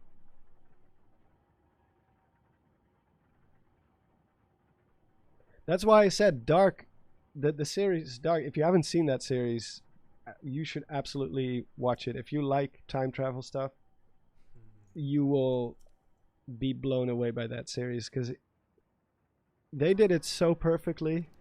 Everything in the end, everything made sense. There isn't a single moment in that series where you're like, where it doesn't make sense. They really thought that one through very, very well. Every other movie I've ever seen that features time travel, there's stuff you can complain about where it's like, no, that wouldn't work. that doesn't make sense. No, he's just dumb. Oh, thank you, Joe Kelly. Let me see. Selling my PS5 because I want to get rid of some creative blocks. I mean, that's respectable. Will always keep my Switch, especially for Zelda. Your fireworks video needs to go viral, by the way. Oh, thank you. Yeah, I gotta be honest, man. The views in general for the Zelda videos have not been great. Not just for me, like for all the Zelda creators. That's why I said it before, is let's not pretend like there's nothing going on with the lore in this game, because clearly something is going on. The interest in the lore, at least in the lore, I cannot speak for the gameplay. I don't know how speedrunners are doing in terms of views and all that kind of stuff, but at least when it comes to lore videos, I mean, it's not going well, man. It's not going well at all.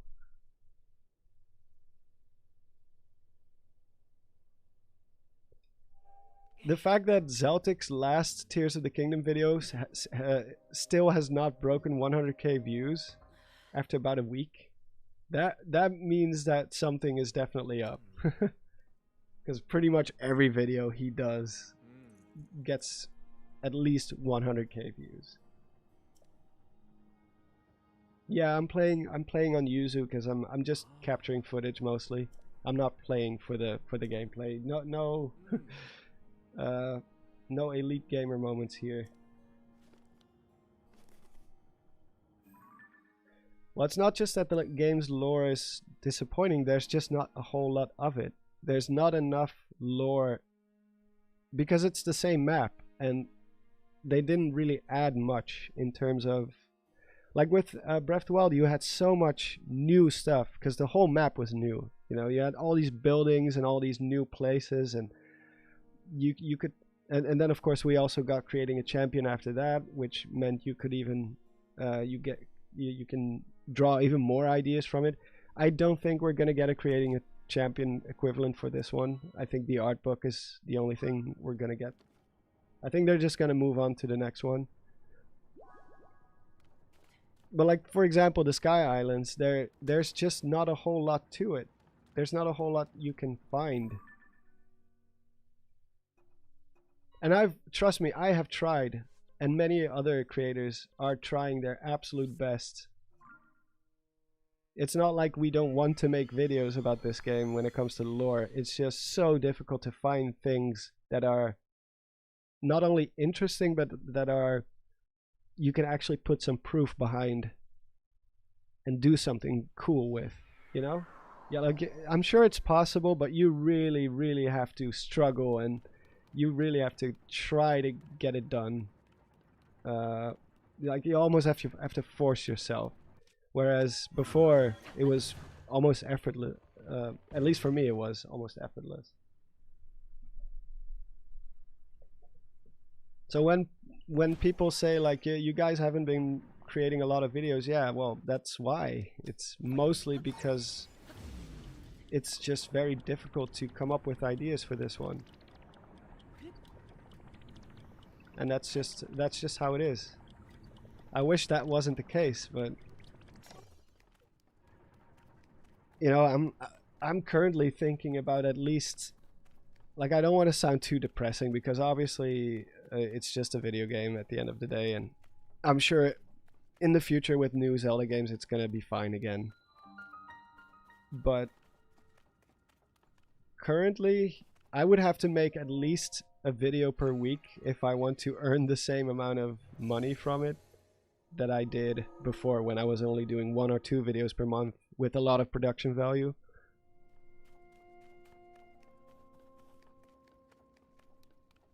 Because yeah, you can make 4 videos that get like 20k views, or you can make one that gets 100k. It's whatever you want, but I'm not really a mass producer of content. That's never been my style. Oh, hey Clifford. Yeah, I am noticing you. Sorry, I was watching my own gameplay.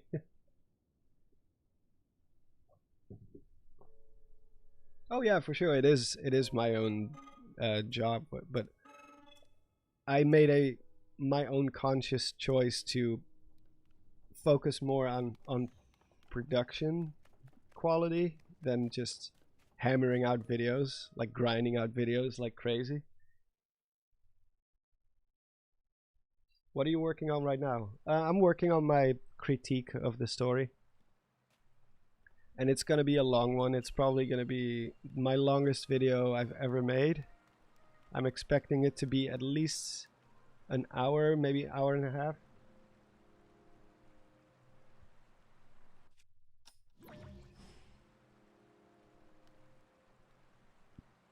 Like I said, I'm not just gonna complain about a story. I actually want to give you reasons, valid reasons why. Not because I want to convince people, but I at least want people to take the criticisms that some of us do have seriously, you know? 'Cause if you're just screaming into the void like, I don't like the story of Tears of the Kingdom, you're not really gonna gain any notoriety or respect from other people. You're not gonna convince anyone. You're not, like I said, you don't have to convince people necessarily, but you can at least let them know where you're coming from, and they might even get a better understanding of why you think that way. So I've been wanting to do this video for a while now, but I wanted to make sure that I word it correctly. Will you be giving any ways to improve the story in the video? Yeah, I might. I mean, there's a lot to it. It's not just the main narrative. It's also the lack of environmental storytelling. It's the side content, the side story, so to speak. No, that's not how it goes. Yeah. When the two meet. There we go. So it's gonna be, first I thought maybe I should split it up into multiple parts. Like one part specifically talking about the main narrative, and then one part about the environmental storytelling and the side lore. Because for example, when I'm talking about the main narrative, I'm not really gonna get into like what happened to the Sheikah technology, because that's not really relevant to the main story. You know, if we view this as its own entity, pretend like Breath of the Wild doesn't exist, just purely look at this story as its own thing, then, you know, those complaints are not going to be completely different than the side content and the fact that it doesn't really elaborate on some things that shouldn't. The game should. Like the fact that they have to come out afterwards in interviews and explain things that they could have easily explained with a few sentences in the game itself, that kind of speaks volumes that they didn't really think that part through very well. Yeah, Tears of the Kingdom is a really good game, gameplay wise, for sure. And even story-wise, it does have things that I really like, and I hope they will do again in the future. I think voice acting is definitely something that should stay. Oh wait, I don't have enough Zonite for that. Like some of the characters were very, very well done. Some of the themes are very effective. Like, it's not all bad, it's not all grim. In fact, I think this video is going to be fun for people because it's going to have it's also going to have quite a bit of humor in it too. Because some things in this story are just really, really funny when you really think about it. Like, for example, the way Ganondorf kills Sonia. Like, if you really sit down and think about it, like, what was his plan actually in that situation? Because he disguises himself as Zelda, and then he tries to throw a knife at her, and that doesn't work. And then he just suddenly he comes up behind her and punches her so hard in the back that she dies. And it's like, what exactly, like, did he plan that? Like, did he actually think to himself, like, all right, I'm gonna pretend to be Zelda, I'm gonna make a fake Zelda, and I'm gonna just lure her out, and then in case it doesn't work, I'm gonna be like sitting in the bushes behind her somewhere, and I'm just gonna walk up and punch her to death. Like, I just imagine in my head seeing him plan that thing out, and then he still pretends like, haha, it's all going according to plan. I don't know, there's just something very funny about that whole situation. It doesn't make any sense.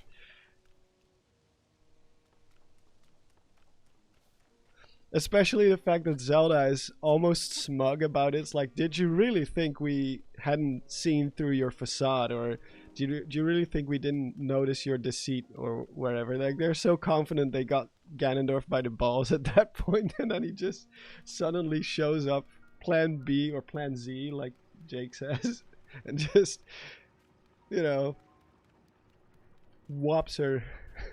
Like, so it's also going to be a funny video, because I do think there's humor to criticism as well. There should be, at least. If you're just going to be complaining and pretend like it's the worst thing you've ever experienced or whatever, then you're not just doing yourself a disservice, because you're going to be stressing yourself out, but it's also going to be jarring for your audience, because at some point you do have to kind of step back and realize it's just a fucking video game at the end of the day, you know? We're not talking about politics here or complex social issues. It's a video game. It's so trivial. It should not be something that occupies your mind for most of the day.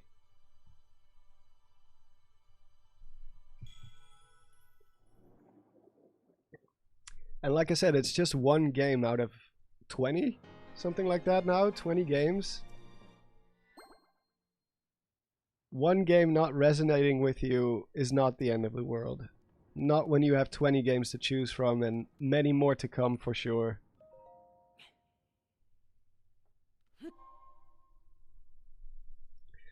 Don, what are your thoughts on the ending of the game? I thought the ending was one of the best endings in any Zelda game so far, probably. It's a very climactic ending.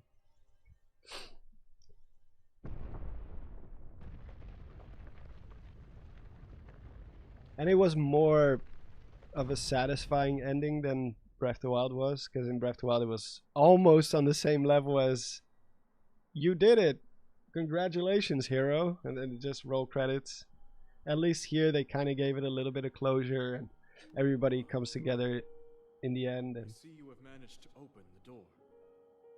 You haven't fully recovered yet, but that is to be expected.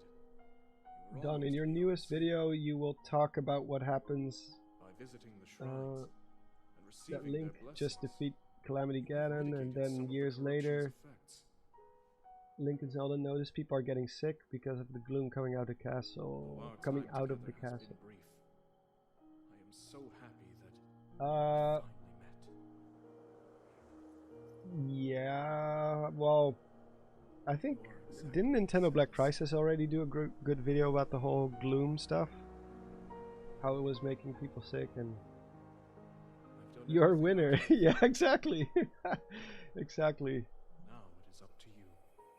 It's on that level. But I feel like that was kind of the point because they were trying to emulate the first Zelda with Breath of the Wild, so they didn't really put a lot of. But of course that's not a valid excuse because Dark Beast Ganon was one of the worst boss fights ever in any Zelda game. Calamity Ganon itself was okay. It was actually kind of Souls-like almost in terms of difficulty. Unless you're a speedrunner, of course, but that's beside the point. But yeah, this the final fight in this game is way better. So good that I would definitely put it up there with some of the best endings. Also thematically, I think it worked very well. Like the whole two dragons, the fact that Link catches Zelda after skydiving. Oh, you're talking about the dragon problem, how they resolve that. Yeah. Okay, that's kind of a different story. I get why they did it. Cuz Nintendo just doesn't take risks like that where they're like, yeah, Zelda's dead now. Or Zelda's a dragon now forever. It's just how it is. Nintendo doesn't do that kind of stuff. They're not going to hit you with a surprise twist or like a big risk. But it is very like plot wise it's very convenient because they do set it up like once you become a dragon, it's irreversible. It's you will lose yourself. It's there's no going back after that. And then suddenly it is. It is a bit like I think it would have been better if she just stayed a dragon at the end. As sad as that is, it would be bittersweet, I guess, as an ending.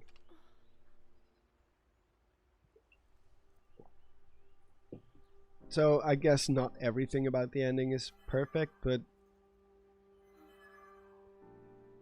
again, I understand why they did it. Does Zelda keep her stone after being undragoned? I don't know, actually. I don't think so. But that would also mean that the secret stones, they can be destroyed by swallowing them. I'm not sure, actually. That's... I mean, for sure Ganondorf's stone is gone. Oh, there she is. Speaking of the devil.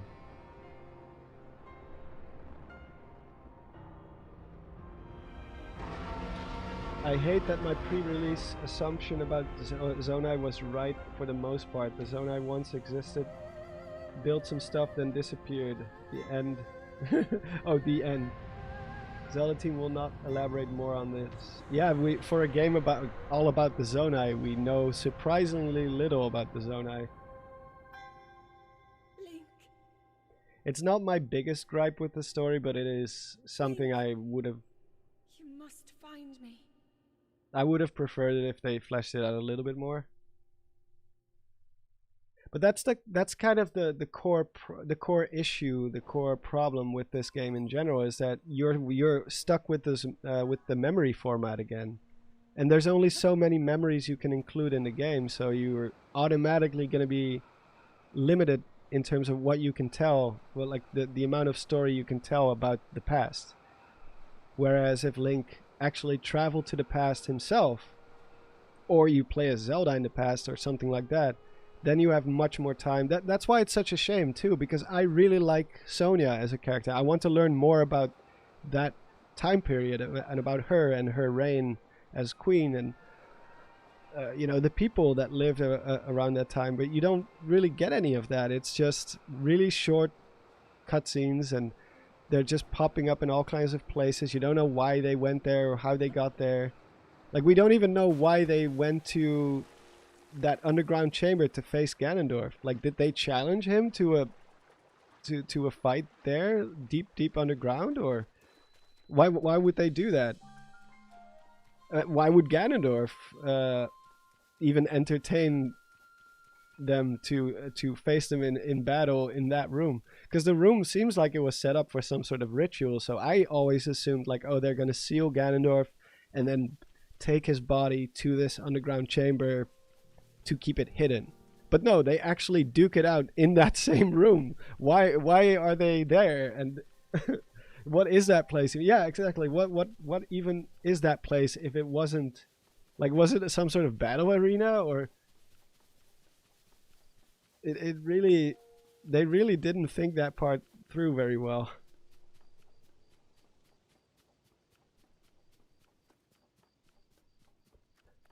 Like, the room itself is cool, and I loved exploring it or seeing it the first time. I thought it was intimidating. Oh my god, it's a tree!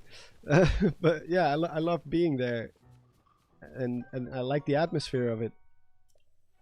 But it would have made much more sense if they faced him here, for example, right in front of where the castle would one day be built, or on the sacred grounds, or you know, something along those lines. That just outside somewhere they faced his army, or like, neither of these two parties has any benefit of locking themselves in a small room underground somewhere.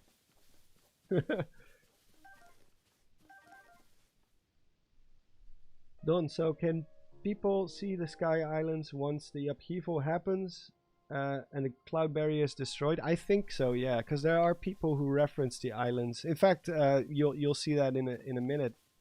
Pura actually points to the Great Sky Island, and she said, like, she will say something like, "You came from all the way up there." So I think once the cloud barrier dissipates, or whatever it is that prevented people from seeing the islands, that's when people start seeing them. Like, even this guy was looking up. Oh.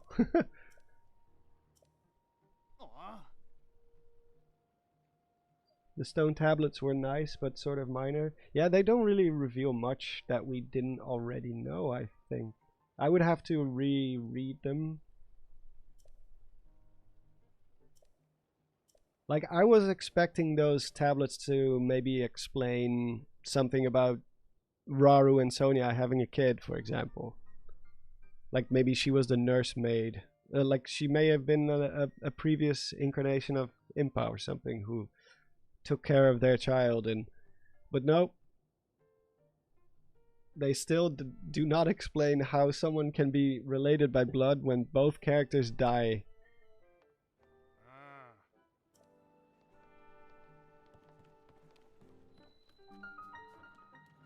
Oh man, the performance is really bad. Yeah, a lot of... Well, that's one thing that I feel like some people take it a little bit too far. Is like when they're complaining that certain characters don't recognize you.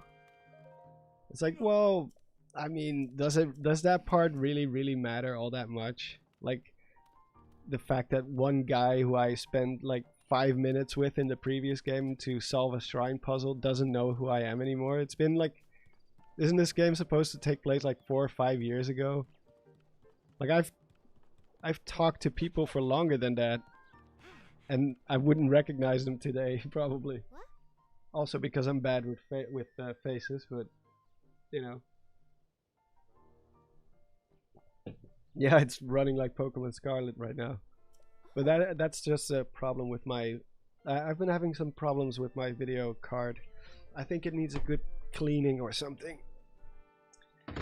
Oh, I've been really having some issues with it.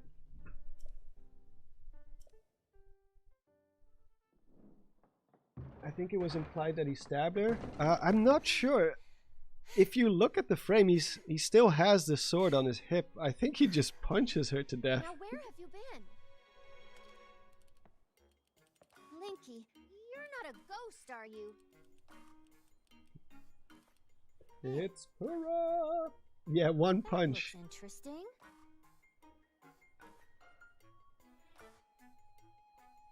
Oh, thanks, Adenor. One step at a time. It was really fun to work on that one because I didn't have to do a voiceover for a What change. exactly happened?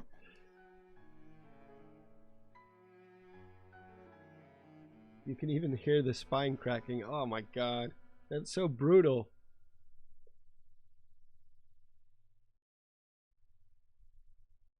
Yeah, he does have a dagger, but they send that one So flying when back you to and her. Princess Zelda go beneath Hyrule Castle. Oh yeah, we get this whole discover a recap. mysterious mummy.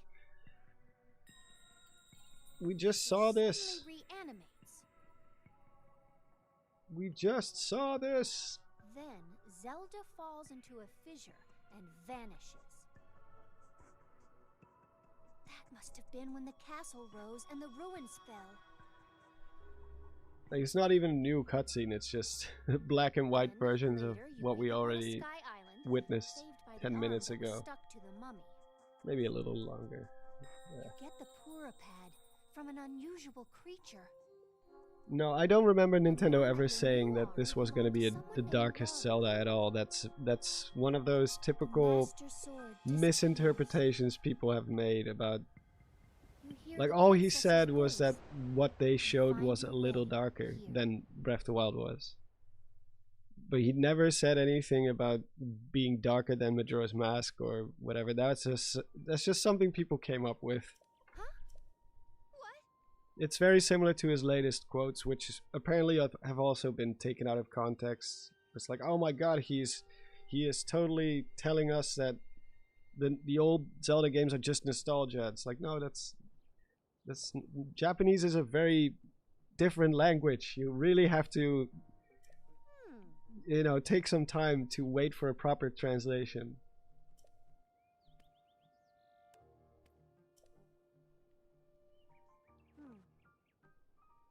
Which is kind of disappointing too, because then of course you're gonna have YouTubers like Arlo, for example, making a video about that and saying like, oh man, I'm so disappointed in what he has to say. It's like you could have looked it up to see that it was taken out of context. But I actually don't even blame Arlo himself. It's just the nature of YouTube. Everything has to be topical. Everything has to be fast. As soon as something comes out, we have to talk about it immediately. We don't give it any time to sit there for a little bit at least. At least think about it for a few days. Check the sources. Is this actually what the man said? Because now Aonuma is being vilified for nothing. All he said is that we want to do new things with the formula. We don't want to go back and do something we've already done before. And yeah, that's exactly what Zelda should always be doing, because if they don't, it's gonna go the way of Assassin's Creed. You're gonna do the same thing 5 times over, and then people are gonna be sick of it. Zelda always needs to keep doing completely new things and keep reinventing themselves, or else this series is not gonna have another 20 installments.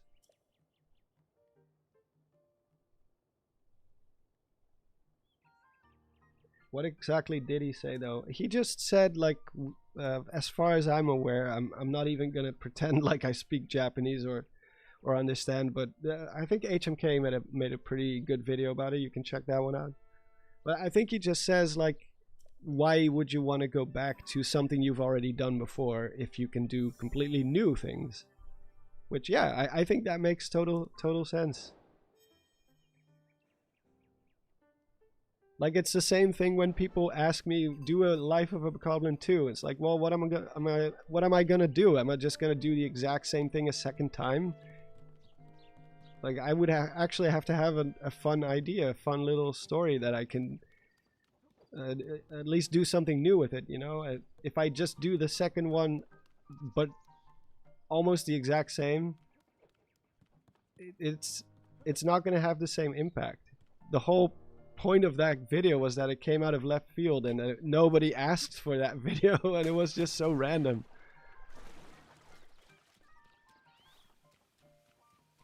Like, I could have capitalized on it and make another 5 Life of a Bokoblin videos, but my brain doesn't work that way.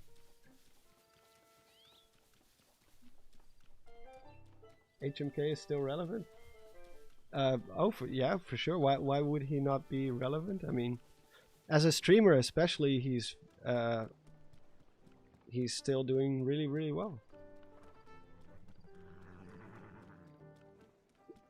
HMK is such a great guy in real life, by the way, because I spent quite a bit of time with him at PAX East. I don't know why I made that circle around Lookout Landing, but that's what happens when I'm talking. I just forget what I'm doing. I adore Life of a Bokoblin for what it is. Oh yeah, thank you. My day has been pretty good. Pretty good. I walked the dog. I did some work. I watched a couple of episodes of The Outsider, and then I kind of just chilled. Oh, and I had homemade pizza. That's always good too. What can I do here actually? I'm just walking around like a headless chicken at this point. I don't think I really need to do anything here. I think I can just go to do the regional phenomena, right? Oh no, you have to go to the castle first. And then see Phantom Zelda for the first time. I should put on some clothes, probably. I've been running around naked for this whole time. I do like Lookout Landing. That's something Tears of the Kingdom did right. Yeah, I think Lookout Landing is a cool idea. This like temporary fort. Although I do find it a bit funny that this wooden fort, like, isn't it supposed to be like 4 or 5 years later? Like, couldn't they have built something a little bit bigger and more fortified than this? But I like the atmosphere, so. And they did change and add to other towns as well. Actually, I'm quickly gonna head like to the bathroom real quick. So I will be back in about 2-3 minutes, and then we'll go to the castle. Or else I'm going to explode. So hang in there. I will be right back. Let me mute the sound real quick. Thank you, I will. I'll be back in a moment.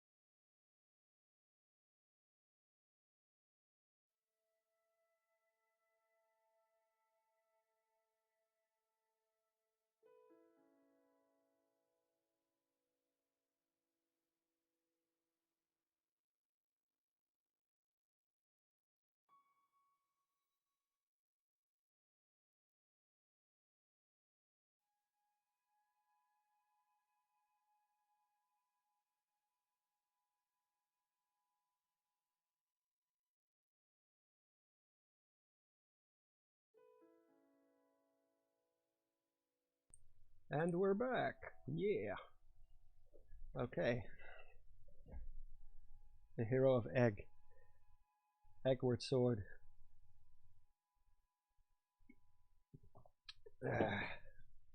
Excuse me, princess.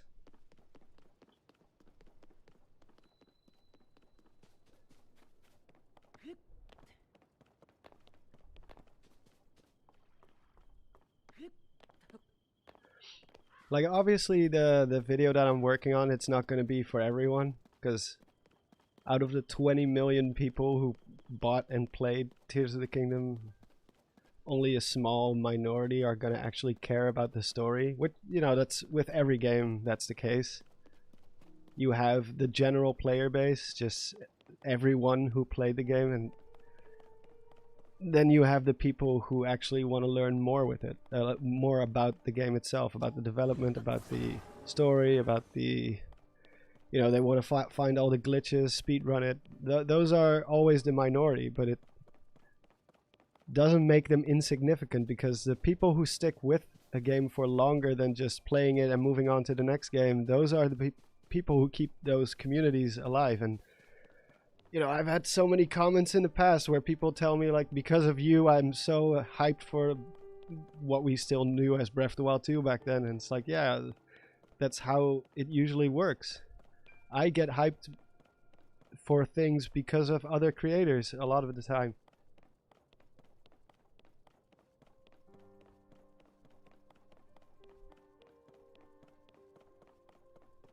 So usually I just ignore the people who say things like, imagine playing Zelda for the story. It's like, well, yeah, imagine. There's decades of people caring about the story and theorizing about it and all that kind of stuff. Just because it's not the majority of people who play the game doesn't mean it doesn't matter. I think you have to talk to that general guy, which I'm pretty sure he's behind this wall somewhere. I think he's up there.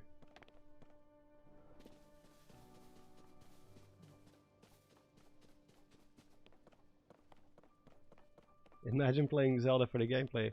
Well, yeah, that's I think I'm a firm believer that story is always a good thing to have, even if it doesn't really matter. Like, would Mario be worse if it had more complex stories? I don't think so. You can have both. Oh, he's not here. Wait. Oh, he's on top of the wall over there, I think. That's where he's supposed to be, I think. We'll see. Or he's up there. I don't know, draw distance, man. Top of the gatehouse, yeah. Whoa.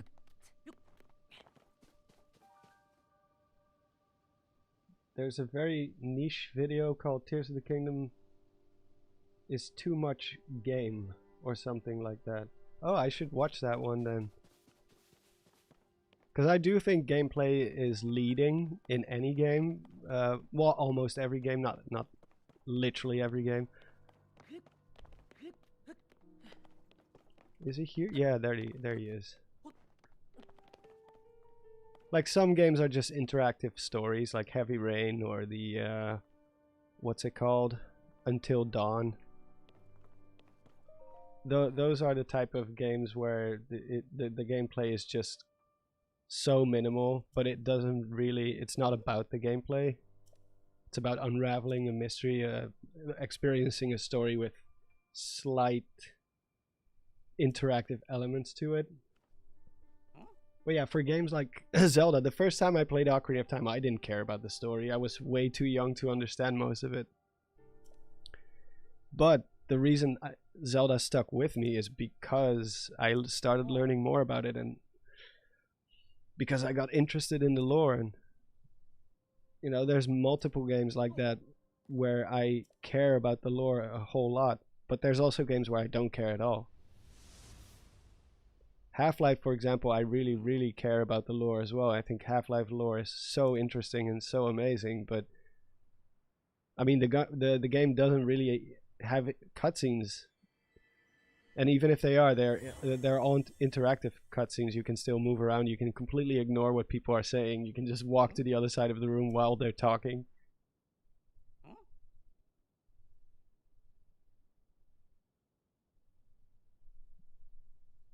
So story for sure is something that matters in video games.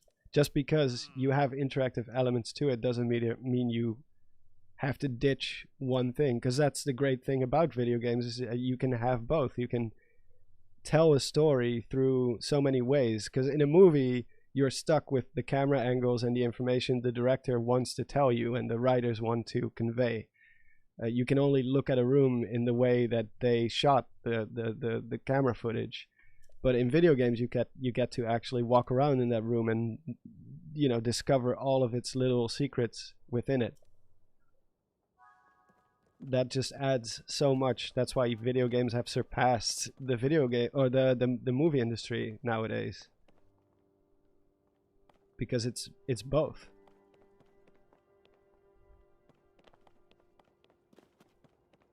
And there's, yeah, like you say, Zach Zarak? Is that Zach? Oh no, wait, that's someone else. 1355. Sorry. But yeah, there's many ways to tell a story. A lot of different ways.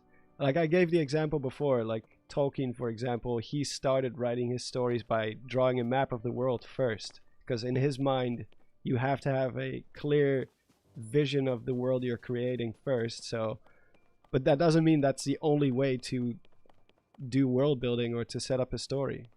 Other writers do it in completely different ways. They might focus on the characters. Like they might be more interested in first setting up a character profile for each important character in their story. There's a lot of ways to do it. There's no correct way of writing a story. The only thing that does matter is being consistent with your story.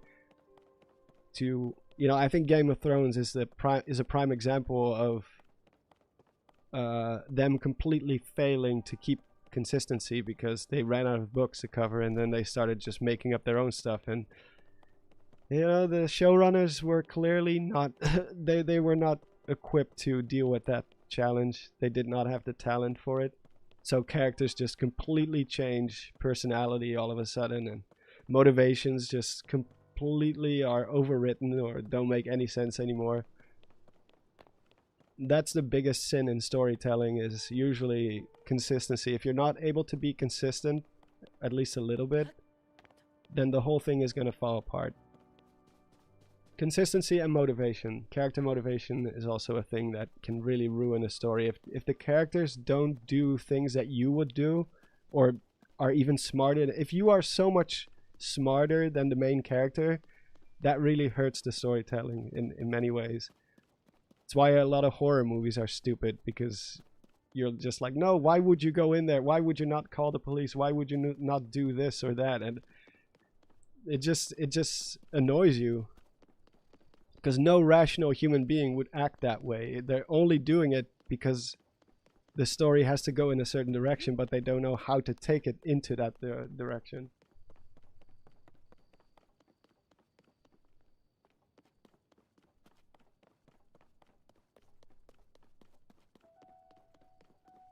Oh yeah, I've been playing Tunic for a little bit. It's a good game. It's very difficult. It's deceptively hard. It's just a Souls-like, mixed with a little bit of Zelda in there.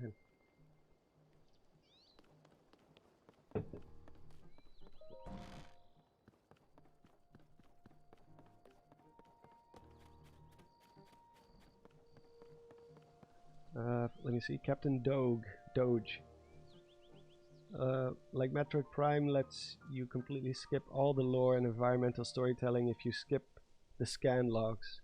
But all of it paints a picture of what you're fighting and what you are fighting for if you read it. Yeah, exactly. Yeah.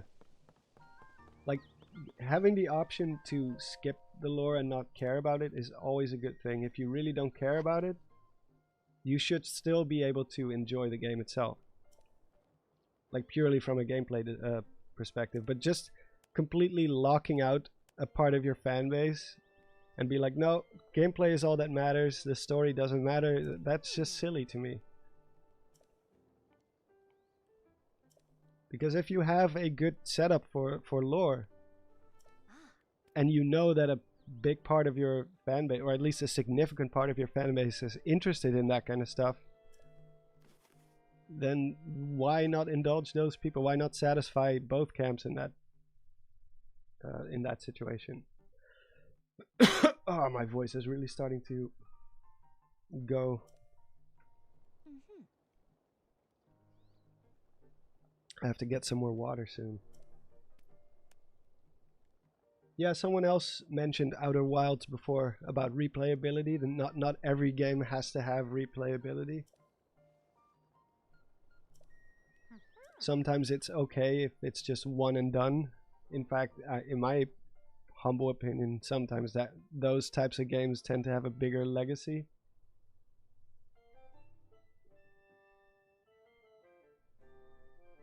A better legacy, I guess you could say.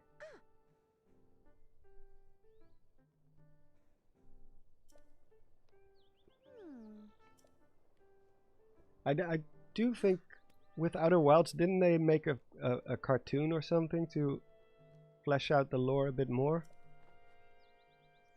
It was either a cartoon or a manga or something. I don't remember. I haven't finished Outer Wilds just yet. I'm about a few hours in, so don't spoil anything for me. But so far it's been really amazing.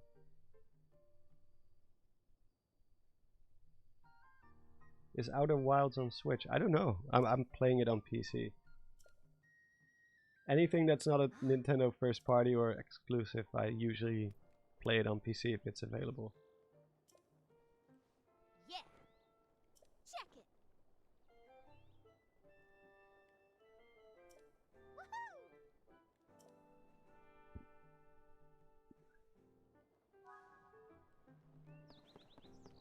Time to skydive. I wouldn't recommend the Switch version of Outer Wilds. Oh, there is a Switch version. Well, I mean, if you have better graphics.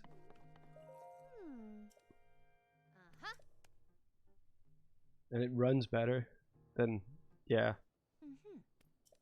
Unless you're like all about the portability of it, then of course it's a different story. Hey. I don't know what the performance of Outer Wilds is.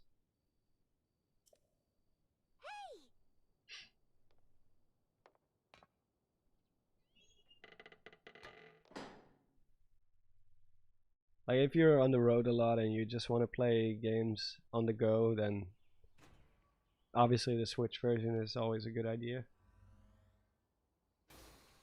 Congrats on the paraglider at Monster Base. Thank you.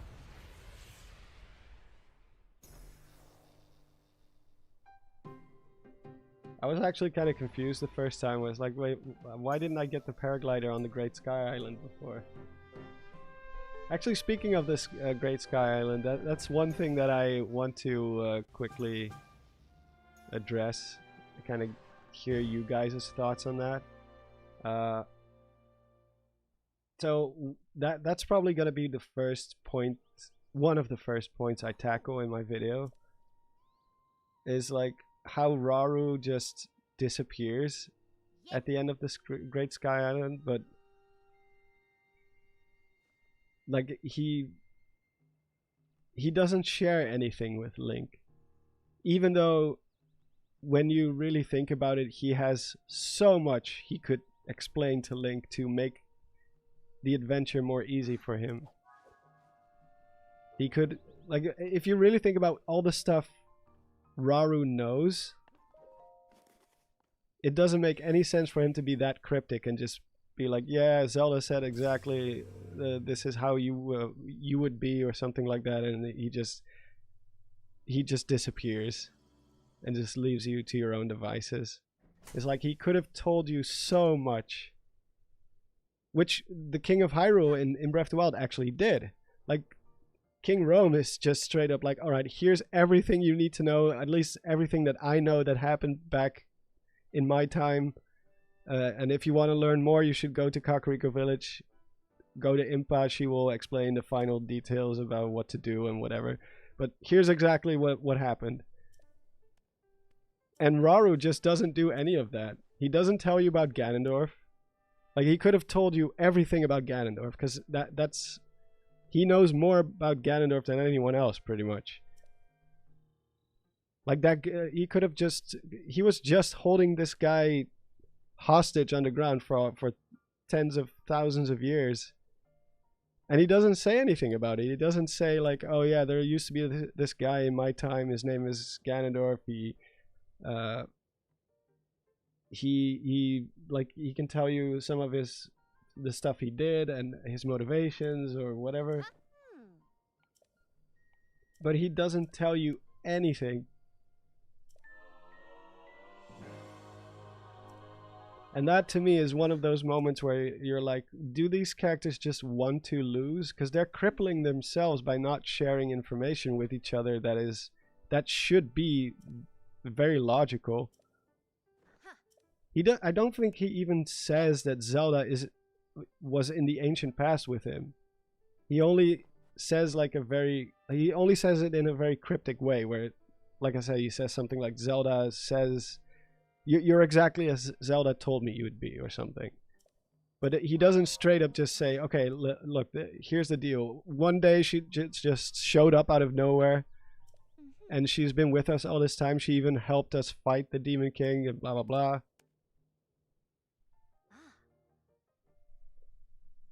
He's just an idiot, yeah. He's just dumb. But pretty much everyone in this game does that. It's so frustrating. Like, when you collect the final memory and you know that Zelda became a dragon, the only person in the whole world who actually does something with that or reacts to that information is Impa. Impa is... I tested this. Impa is the only person... Like, you can talk to anyone on the whole planet. Nobody will bring it up. Nobody will be like, wait, what? You actually... Even people who actively ask about Zelda's whereabouts, like the people from the newspaper, for example. Or you can go to Pura, you can go to anyone who is somewhat tied to the main story. Link will not tell anyone about what he knows. Only Impa is the one who's like, oh, she became a dragon? Damn, that's tragic. And then she's like, anyway, I'm going back to Kakariko Village. And she doesn't even inform other people about it. She doesn't, even though Kakariko Village is on the way back to, or sorry, Lookout Landing is actually on the way back to Kakariko Village. She doesn't even drop by her own sister to say, like, hey, about this whole search for Zelda, she became a dragon, by the way.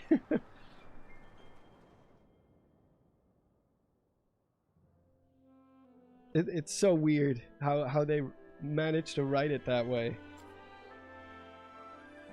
Because finding Zelda is like the main goal of the whole game for the majority of the story. It's all about trying to find out what happened to Zelda.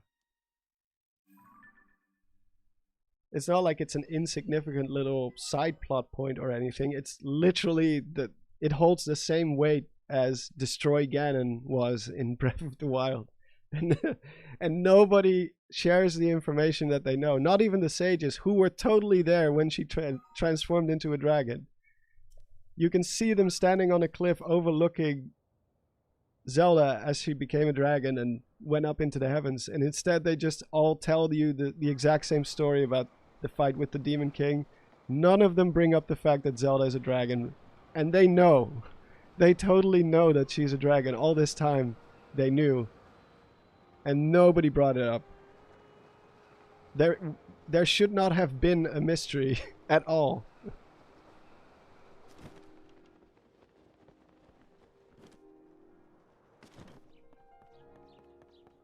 They could have just called off the whole search for Zelda and just focused on different things.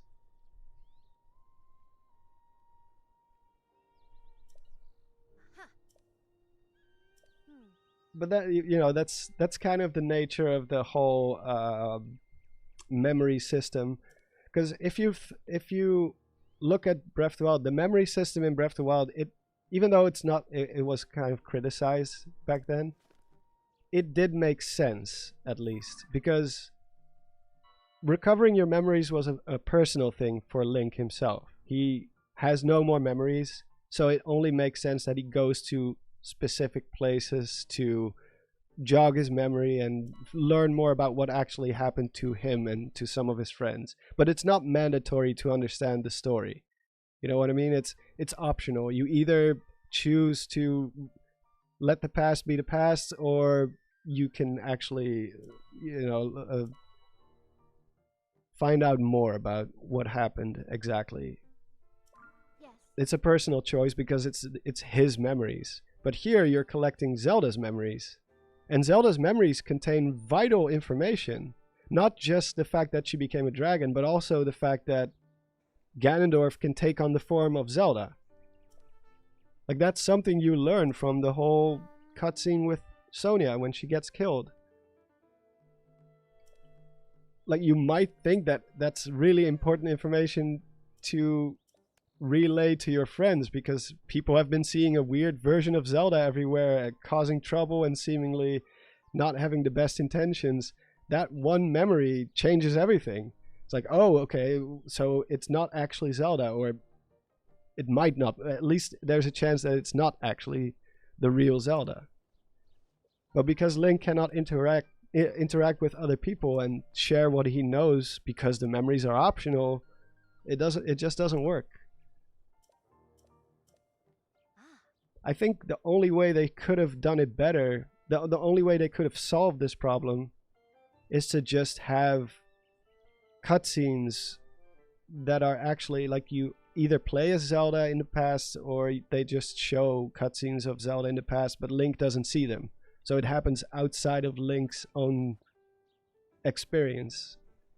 So then, in that way, we, the audience, do know what happened, but Link doesn't. So it makes sense that he doesn't share anything with anyone, because he didn't see what we saw. It's a bit disconnected between. It does kind of disconnect the player from the character itself, but at least it made his actions more logical. Let's just put it that way. Link just wants to slap Ganondorf. Yeah, that's what Link does. Yeah.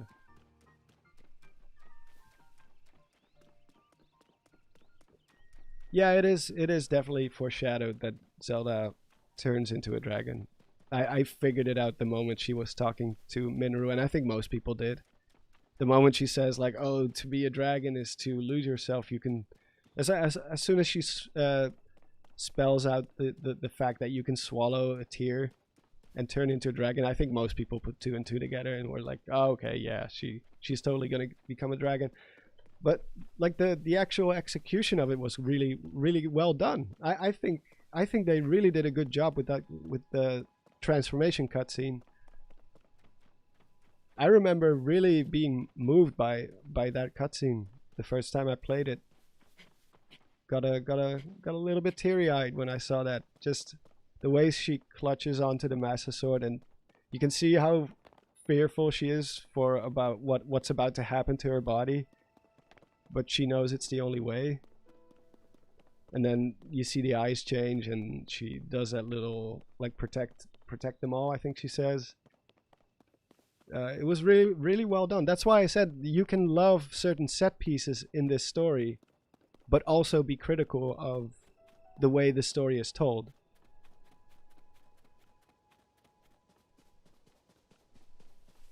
Yeah, protect them all. That's...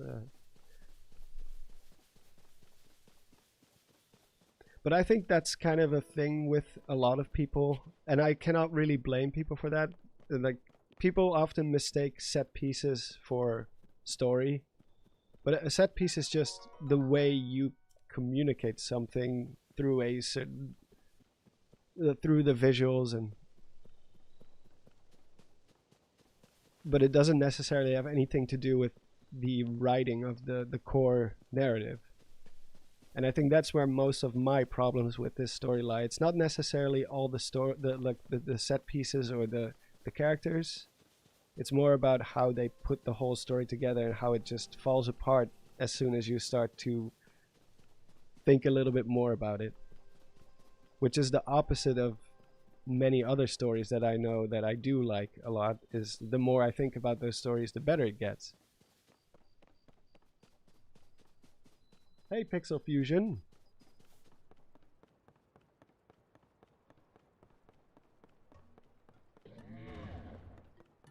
I'm just gonna run past this guy. I have to quickly... I'm just going straight for the story stuff.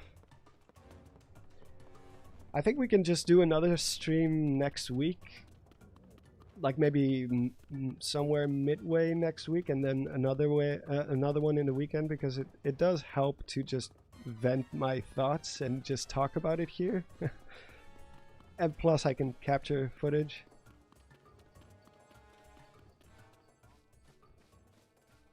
I think it's fun. Plus it kind of makes up for the lack of videos in the coming weeks, because like I said, this is going to be the longest video I've ever done. It's going to be at least 1 hour to 1.5 hour long, because there's so much to talk about, and I don't want to skip anything. I want to make sure I substantiate all my grievances and claims and do it in a fair way, you know?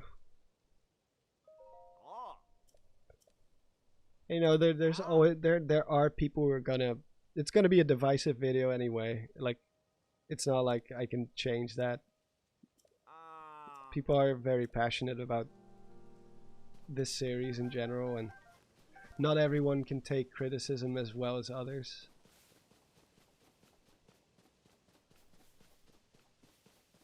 Like, the people I tend to respect the most are the people that disagree with me, but they do it in such a respectful way. They're like, hey man, I don't agree at all with you because of so and so, but I still I think it was worth hearing you out, and you do make some good points or whatever. Those are the people I can really... Because it's hard, it's very difficult to disagree with someone about something that you're passionate about. Like, I've had moments like that before where I'm totally crazy about something, and I really love it in every single way, and someone just tears it apart, and I'm like, man, you bastard. Why would you ruin it for me?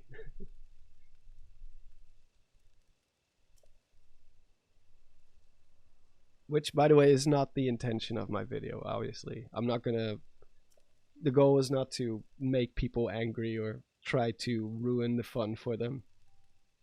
But I do think it's worth exploring why people didn't like all parts of this story. Does he have a red spot on his elbow? Where did that come from?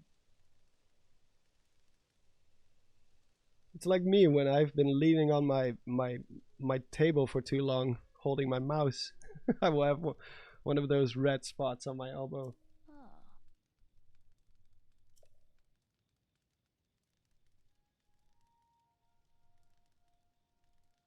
To your, let's see, J.R.R. Tolkien. To your knowledge, what do you think is the best told, most complete, most coherent story, books, video games, myths, etc.? Ooh, that's a hard one.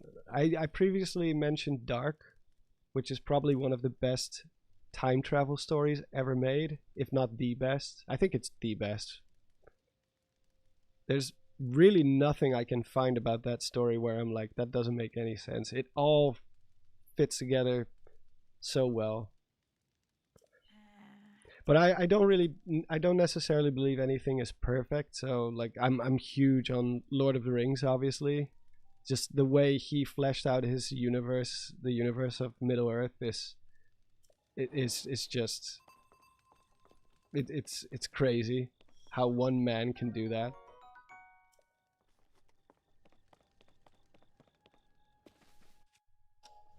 But you know, that isn't to say that everything Tolkien did made sense.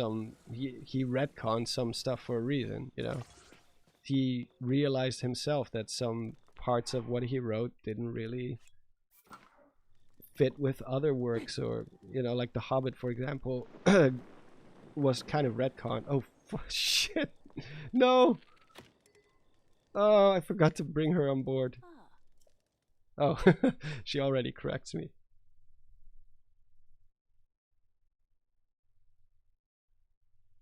But yeah, it's very difficult to say like the best, most cohesive story.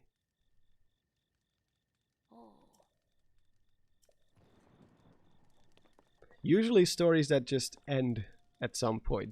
Those tend to be the best ones. Normally, when the longer something continues to go on, the harder it becomes to keep the whole thing together. Like, I think Breaking Bad is really good because it just stopped after 5 seasons when it didn't overstay its welcome. Okay, let's go.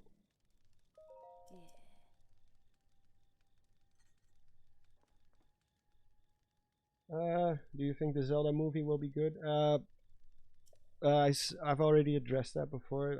I'm cautiously optimistic. It's hard to say right now because I haven't seen anything. We only have an announcement, so there's no footage, there's no cast, there's nothing. But I'm cautiously optimistic because I do like the director, and I think he has what it takes to make it work, at least.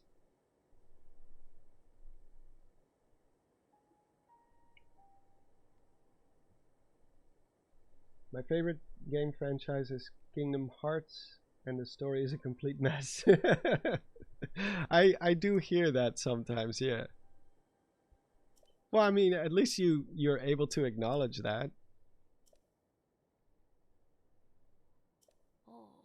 I mean, the Zelda timeline is a complete mess too when you really sit down and analyze how it all works.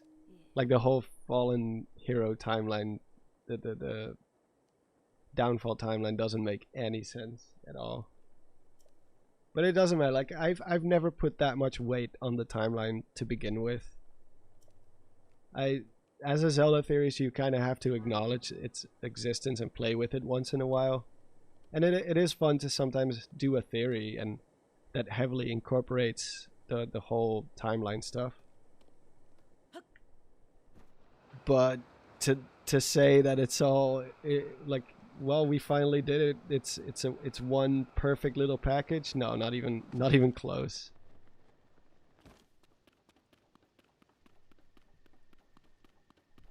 And I think Nintendo kind of floats in the middle of that too. Like they don't really want to commit to a giant linear story that just keeps following up on that on itself, but they also don't want to let go of the continuity part of it either. They don't want to just make a game that's completely on its own. That they will try their best to make it function as its own thing, so that new players can pick up any Zelda game and still understand at least what they're doing.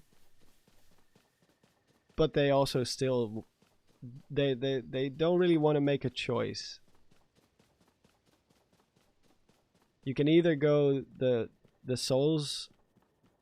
Soulsborne route and just have, like, you know, Dark Souls, Bloodborne, Sekiro. They're all confirmed to be disconnected. They're all the creators themselves have made it very clear. Like, Dark Souls does follow up on itself. Like 2 is a little bit iffy, but Dark Souls 1 and 3 at least they are in the same universe, and I'm guessing 2 as well.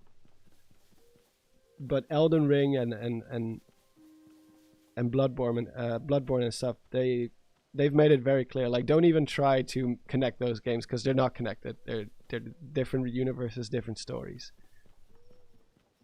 And at least then you know what you're getting, you know.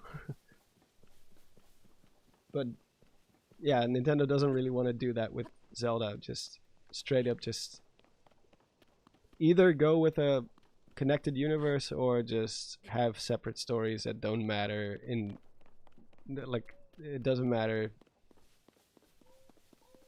like which game you play first because they're not really connected to each other. Oh, see you later, Egg. thank you for dropping by. It's been fun. I think I will just do another stream on Wednesday, something like that. Wednesday, Thursday, and then another one on Saturday, Sunday. Either of those two, depending on my schedule. Can I just build a bridge across here? I think I can. It's still doing that black screen thing. It's very annoying.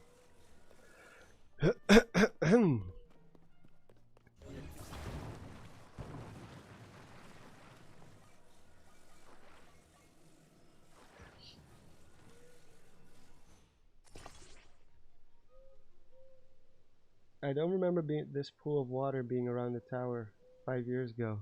Yeah, some things did change. Maybe they had very, very heavy rainfall.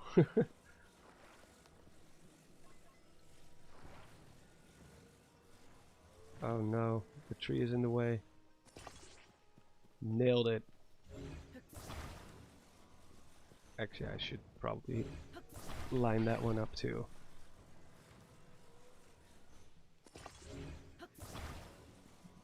Will it reach, or will it just float in the water?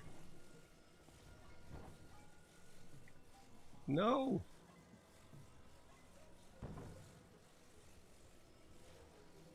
I think it will. Yeah! There we go. I'm not sure if that's how you're supposed to do it, but...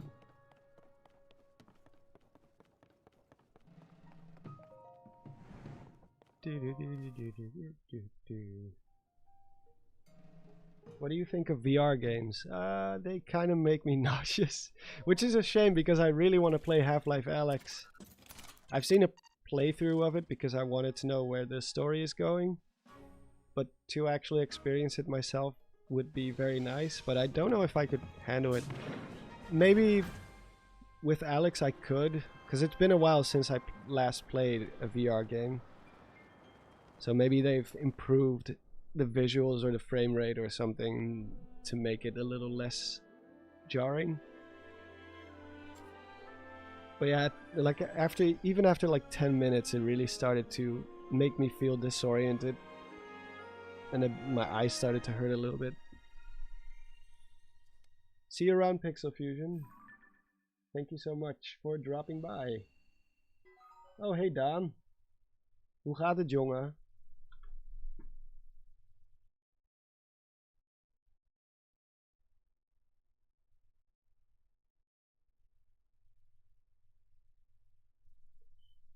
The Metroid games are not perfect in terms of consistency, but they're still probably the most coherent lore-heavy Nintendo series, while still having games to explore different ideas. Yeah, I need to get into Metroid lore a bit more.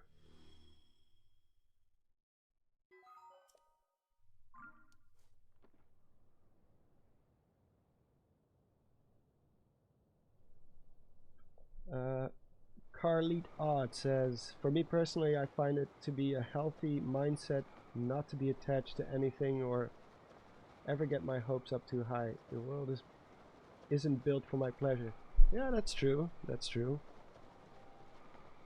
The only thing I do feel like I do feel it's good to criticize the things you love, because that's how you move forward. That's how progress is made. Even if the criticism isn't necessarily for the better, we can at least explore why we don't like certain things or don't like, or you know what I mean. Like if you're only gonna sing the praise of things, you're not gonna move forward, because then pretty much every Zelda game is just the perfect game ever, and there is no progress. It's either gonna be all the best or all the worst.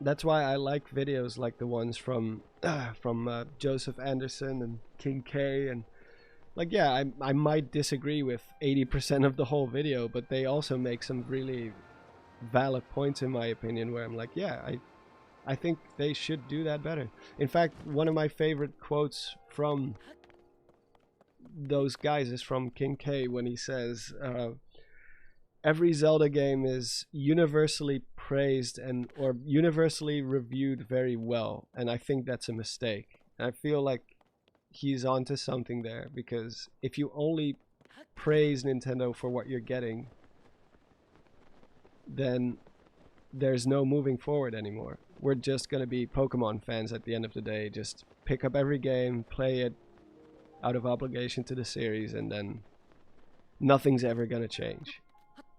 Whereas if you criticize things, that's when you get changes. That's when you go from like Wind Waker to Twilight Princess, because people, even though they did like Wind Waker, they were also like, well, we do miss the more serious tone of the previous games a bit, and there wasn't enough dungeons, and you know, lo and behold, Twilight Princess had like triple the amount of dungeons, or double, something like that.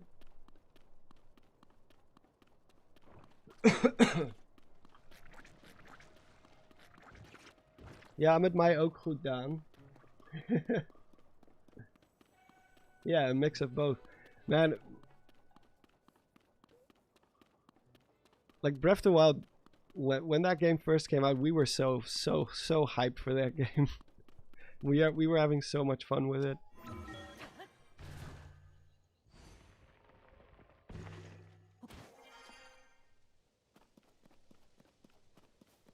Pokemon gets worse, and fans still buy the games and don't complain. Yeah. And it's fine if you're happy with what they present to you. That's totally fine, but don't get on to people or call them haters just because they're like, you know, maybe we should be asking for more. It's like the biggest franchise on the planet. They have all the money, they have infinite money, and yet they're not, it doesn't really show in the production value, or like, it's just weird to me how you're so willing to just give yourself over to a company like that. Not saying that you're like obligated, that any company, or actually no company, is obligated to do anything. They can do whatever they want, but that doesn't mean we have to like it.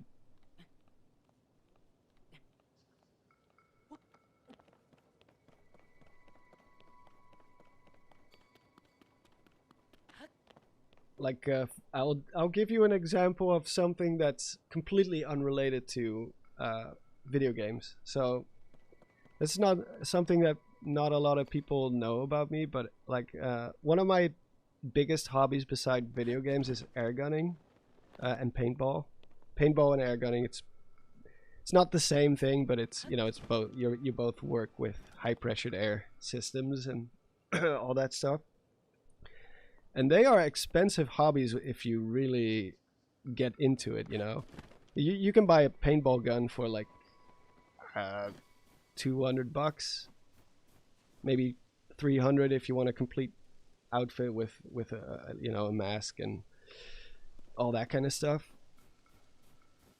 But if you really want something good and be able to compete, then you're gonna have to spend a lot more. Because obviously not all air guns are made equal.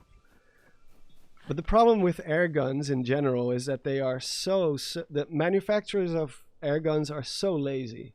Like, it takes years for things to develop, it takes years for spare parts to come along, and air guns break all the freaking time.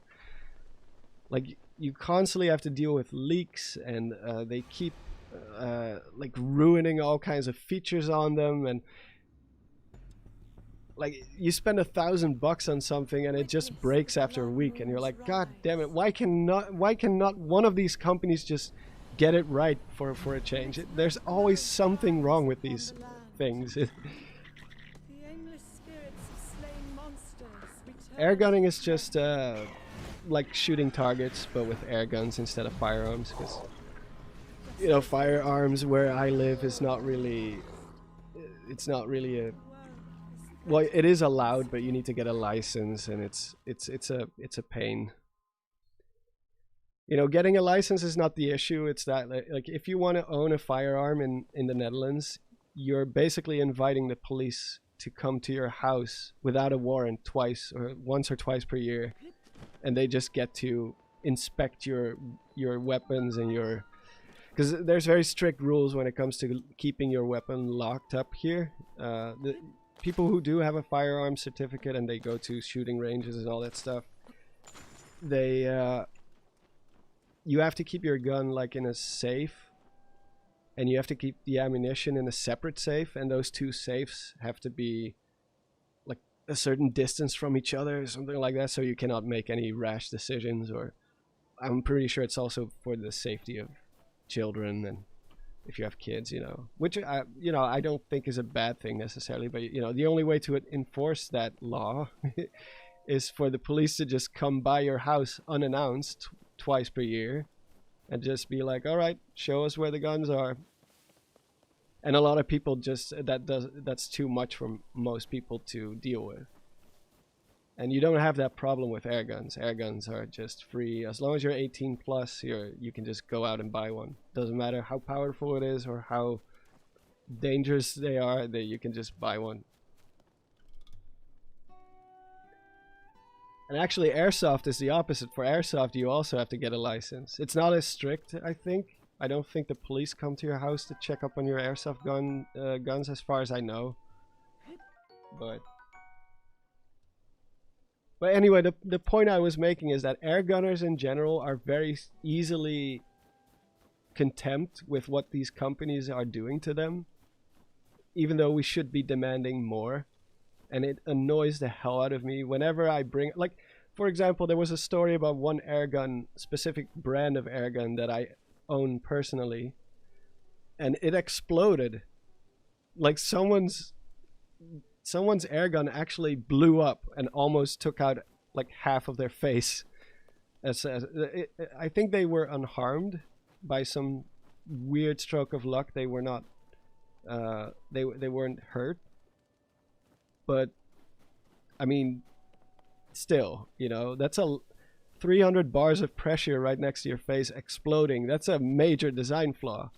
And people were so easy to just be like, well, it's probably just a one-off, and you know, the company was basically investigating itself.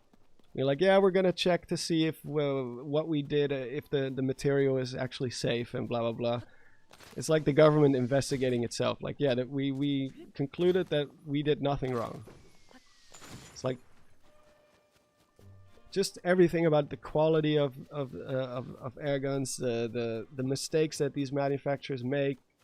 People are just so easy to brush them off and just accept what these companies are spoon feeding you. And I think the same thing goes for video games. We always have to demand the best, because you're paying $60. That's no, like, I don't know about you, but I invest hundreds of bucks per year into video games, just buying all kinds of different games. So when a Cyberpunk comes along, yeah, everybody is unanimously gonna be like, okay, you guys really screwed up. But I think we should do that with every game in general. Like, that's how innovation works, right? Like, imagine if we never criticized Nintendo for the way they use the iron boots or something in Ocarina of Time. Maybe they would still be doing the same thing now. Who knows?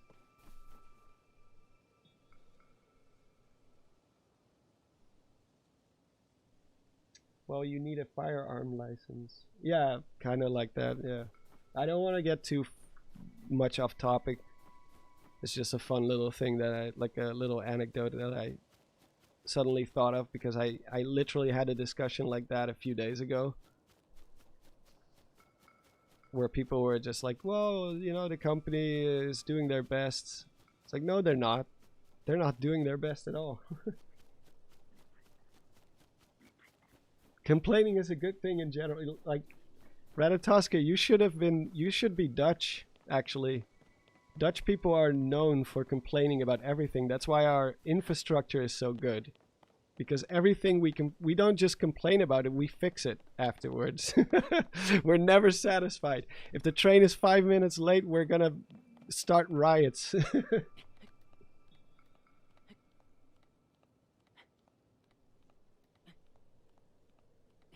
So yeah, like for example, Nintendo Switch Online, if it's really subpar, we shouldn't buy it, just buy it, or be like, or make up excuses for Nintendo as to why it's subpar. It's like, no, they should do better as a company.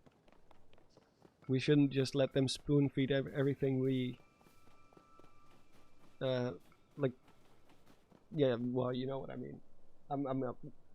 It's getting harder to speak for me. My voice is really starting to go. You guys are getting trains. Yeah, exactly. No, the Dutch are famous for it. I actually wanted to use Rivali's Gale just now to get over to those cliffs. It's still burnt into my system.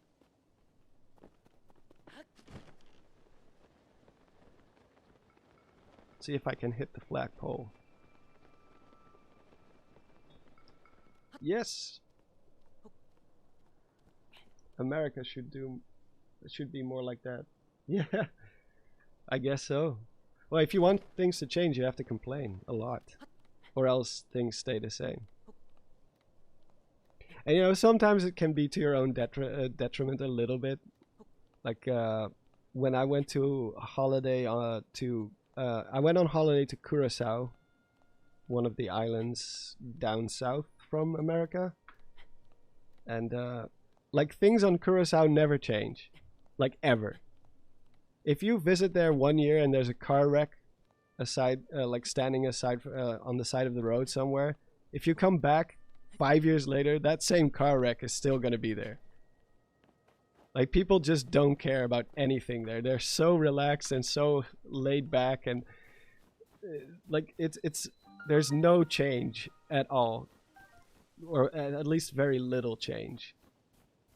And then there's me, this worked up Dutch guy coming over there. I'm like, immediately I start complaining about everything. I'm like, why is there no public transport? Why don't they just create a tram that goes, like, the island is only 2 kilometers wide, like at its center. Why don't they just make like a tram that goes across the island in an oval shape, like in a circle? You could hit every important location. Like, immediately just start going off the rail about everything they could improve or change. And meanwhile, these people just they're like, no, we'll just drive the car.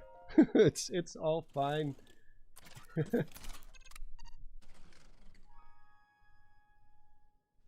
The island itself is called Curacao. It's one of the 3 ABC islands, I think they call them: Aruba, Bonaire, and Curacao.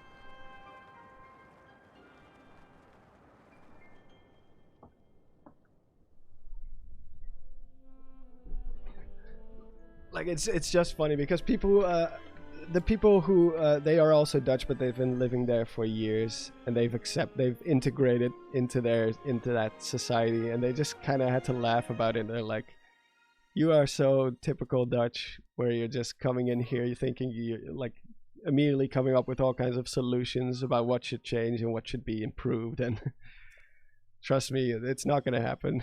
Just give up. Just accept that this is how it is.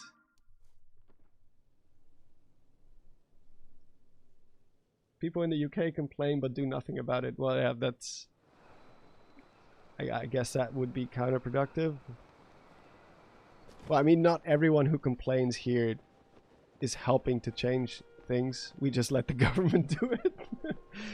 We're just like, hey, man, we don't like this. Change it now.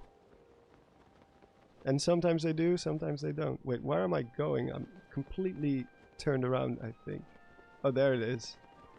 And now I lost all my stamina. Damn it. I have to go back.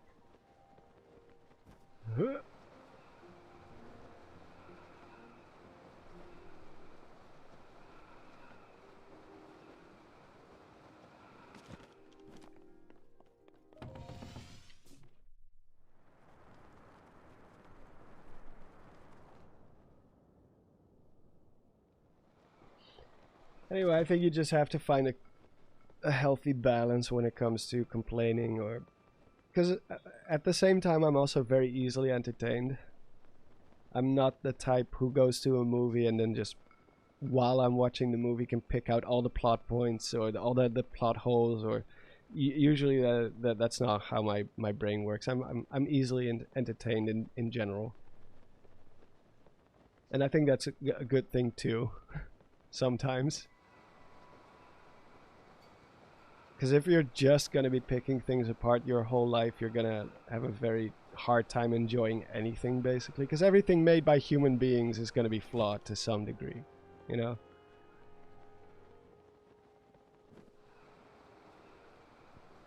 It's just that on YouTube, negativity sells very, very well. I would say it sells better than positivity overall. Like, that's why channels like The Critical Drinker and stuff like that, they're so popular. Because people like to hear other people burn things to the ground.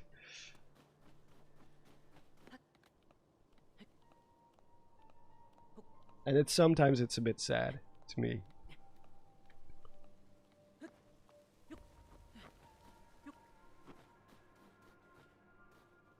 That's why I'm only gonna do one video about the story of Tears of the Kingdom. Just get it all out of my system, the whole, like, all my complaints, everything I don't like about it. I'm just gonna try to tackle every one of them, wrap it up into one cohesive little package, and then hopefully, at least, and then I'm gonna just move on to other things, be it Zelda theories or news, or, you know, maybe pick up some Elden Ring lore again once the DLC drops.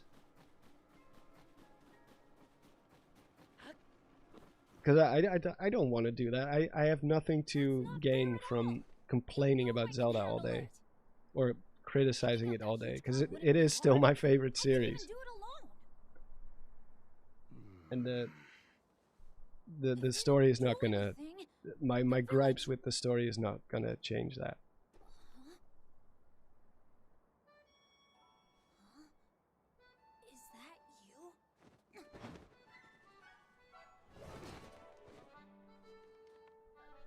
As long as we can have a healthy discussion about it, that's all that really matters. It's Tulin, the only sage who matters. At least in terms of abilities, he does. He's the only sage I have permanently, well, semi-permanently on. I like his ability.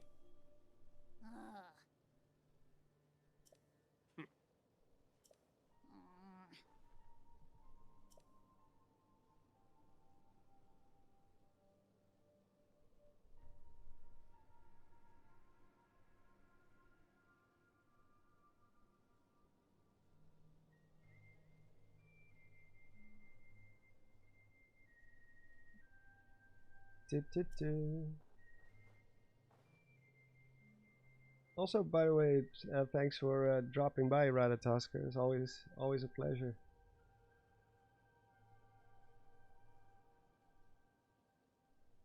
Yeah, exactly. I do feel kind of the same way about it. Like, I don't think I will be doing my own audience any. Like, I think I would be doing people a disservice if I pretend like I do like the story, or just ignore how I feel, because that's not something I can change. You either like something or you don't, and I've given it enough time, I feel, to settle down a bit, because, you know, I wasn't gonna make a video like that like a month after release, because things can grow on you, things can change, things can, you know, with subsequent playthroughs, with some deeper thought, having discussions with other people and getting different perspectives on it. Sometimes things change, but, you know, we're getting close to a year, and it's only gotten worse, to be honest.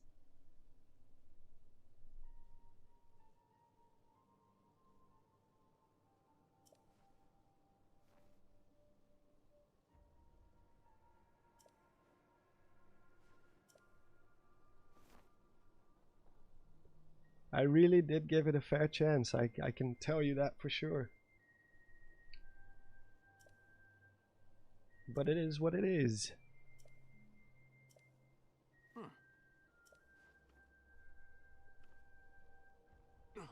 What OST do you prefer?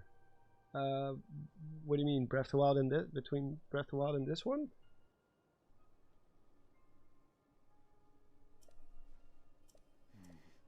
Because I think both are pretty much similar. Obviously, there's a lot of recycling in the music department, but that's understandable. I like the atmosphere of the music, and I'm still convinced that it's better that the game does not have overworld music, not with a world this size. It just, I don't think it would work. But there's a few, definitely a few bangers in here that are completely new and which I really like. I think the all the dungeon music is really good. The main theme obviously is very, very good.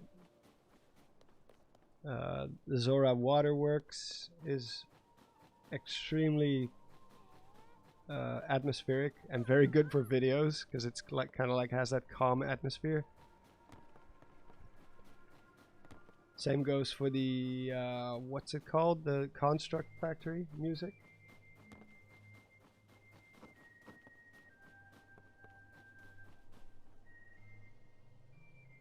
You Zelda content creators should stop hating on a game you make money off. Oh, so we should just pretend to like something we don't and be complete disingenuous people. Just be Nintendo bots. Just thank you, Nintendo, for giving us this great game. We have no complaints, no wishes. Sorry, that just doesn't fly for me, man. I've said this before. Having critiques doesn't mean you hate something. I don't hate this game. I don't hate a lot of things, actually. The story is just something I do not enjoy. It's not something that resonates with me. I'd rather be honest than to sell out to some kind of Nintendo, like some of those people who are like Nintendo ambassadors. Not all of them, of course, but some of them. I do have a hard time taking their opinions about things seriously because, you know, as soon as you get in bed with a company, obviously you are going to be biased in some way, which is, I would never ever want to work with Nintendo in any capacity. I want to do whatever I want. I don't want to be tied to them. I don't care if they never give me a preview for a preview playthrough of a Zelda game. I really couldn't care less. I just want to be creative and do my own things.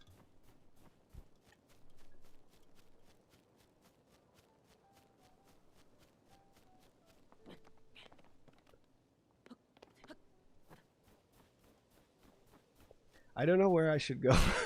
I'm just running around like an idiot again.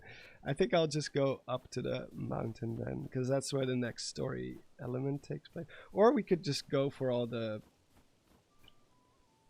memories, but I don't think we have time. It's already 11 here. Probably have to go to bed soon.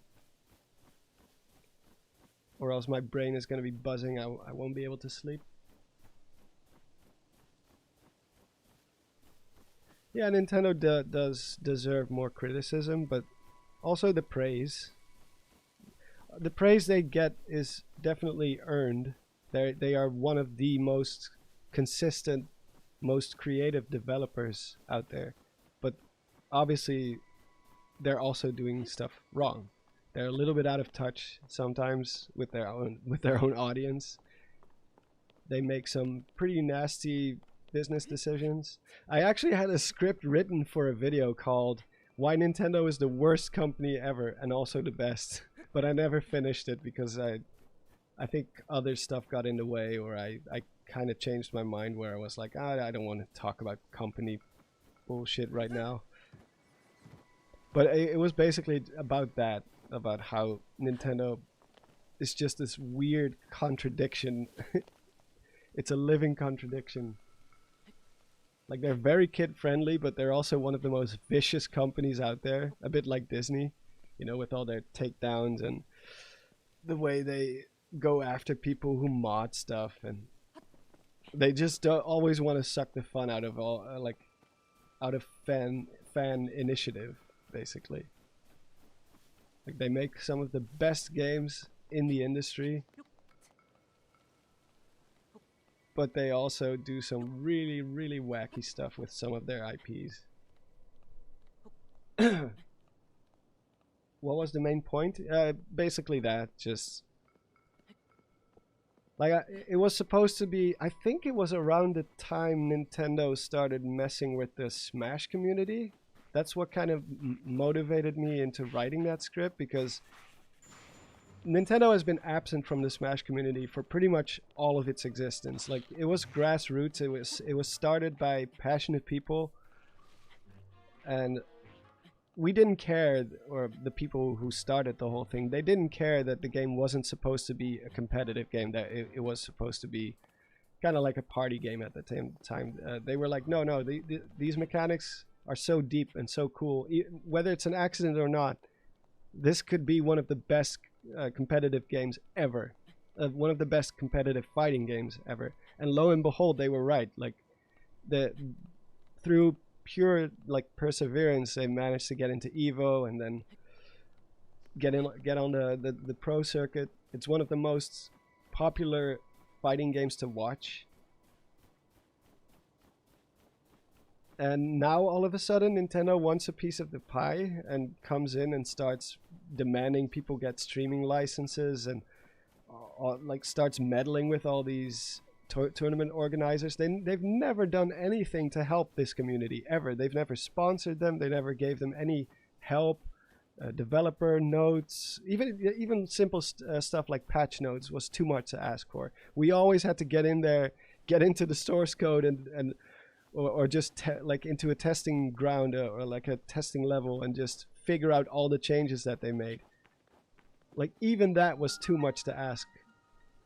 And now all of a sudden they're starting to interject and force themselves into this community. It's like, fuck off, go away. You've had your chance to embrace this community. Just leave people alone, please.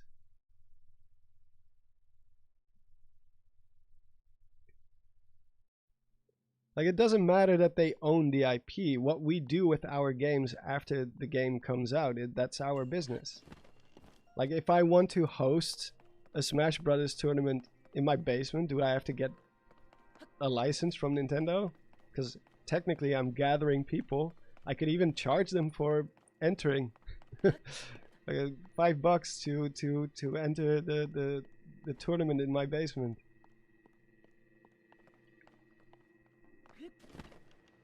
Like, does the inventor of the tennis racket have a say in what goes on in tennis competitions for the rest of their life? No.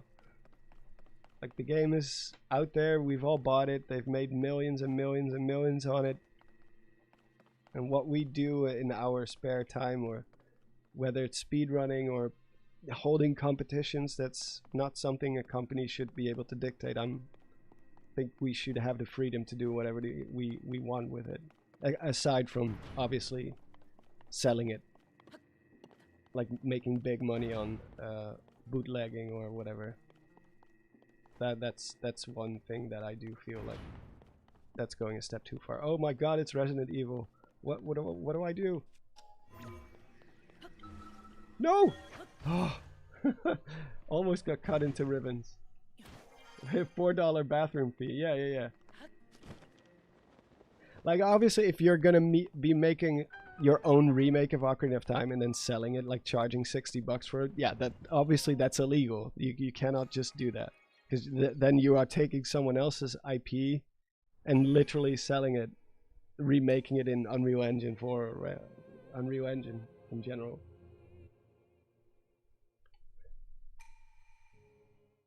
But holding tournaments and stuff, I don't know, man. tournaments are run by sponsorships in general and entry fees. You're not really selling a product, you're selling the experience.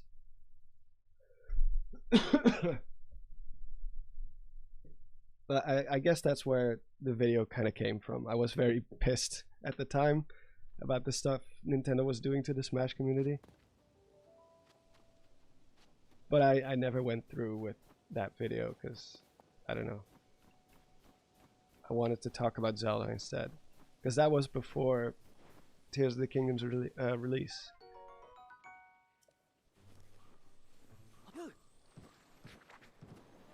Oh!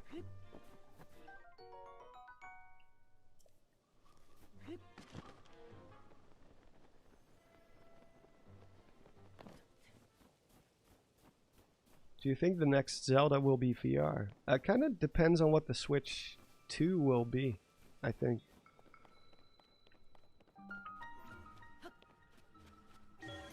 Like if the Switch 2 has VR capabilities or whatever, then maybe. Maybe they do see the potential. Nintendo, I guess Nintendo would be the type of company that sees that type of technology and it's like, yep, I think we're ready to take it to the next level. I don't know. In that way, they're kind of similar to Valve. Valve only does things when they can innovate. I've never been able to wrap my head around lore-wise as to why there are puzzles within these shrines. I have not either, and I have tried. Because they're supposed to be like seals, right?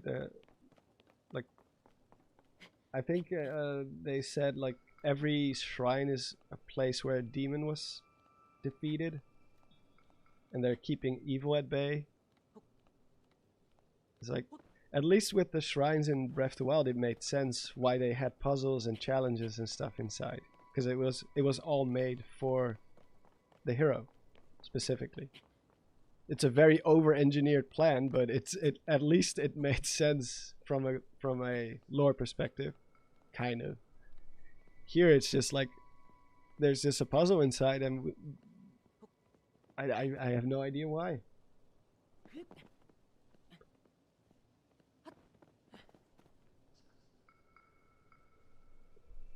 Do you think we will have any news of the Switch 2 in the next 2 to 3 months? Oh, I am not the guy to ask about that, man. I'm like, people have been bringing up Switch Pro, Switch 2 for such a long time. I'm just so incredibly tired of it. I'm like, it'll be here when it's here, when they're ready. Ow.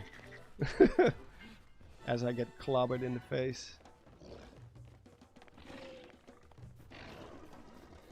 But yeah, I have no idea. I have no predictions for it. It could take up to a year, maybe even. It could be next month, or at the end of this month, whenever the next Direct will be. I do hope so, because the Switch has kind of, even though it's still running strong, like going strong, it has run its course for me personally. I think graphics-wise, and performance-wise, I think it does need an upgrade now. It's been 6 years or something, 7 almost.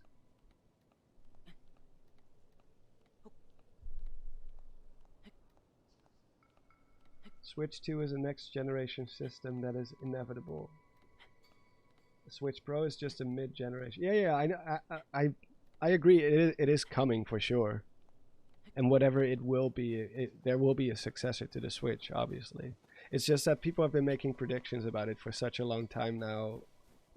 When it comes to new hardware, people have been, they've just been wrong on so many levels every time.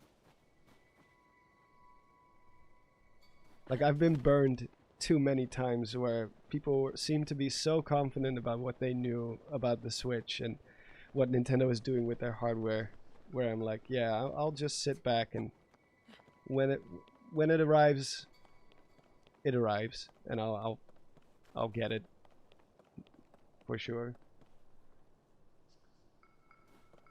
I'm just not holding my breath for it, not yet. whatever it is, I hope it's not Wii U 2. No, probably not. I think that was the biggest mistake they've ever made hardware-wise, so I don't think they will be doing that again anytime soon. Oh wait, Tulin is still inside that cave thing, right? Or can I just go up there? I think I can just go up there, right? Yeah. This part is probably the coolest run up to all of, like, the coolest lead up to any of the dungeons. Just climbing this huge stairway of islands is really cool. And then diving into the Eye of the Storm at the top.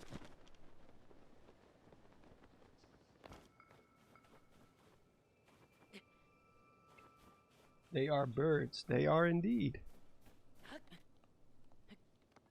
Which kind of makes you wonder why they stick around Rito Village when it's all frozen over. They're like, oh no, what can we do? Our village. Like, well, you can just fly to a warmer place for the time being, even if it's just temporarily. You're birds. Come on. Just fly to Lookout Landing. Just hold up there for a little while. Until the storm blows over. It's not like you're gonna die.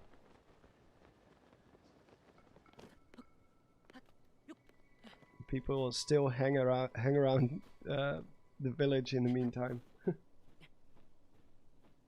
Go to the quest marker. I think it's up here, right? I remember you can just trigger it.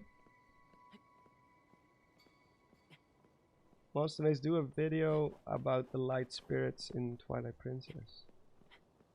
Sure.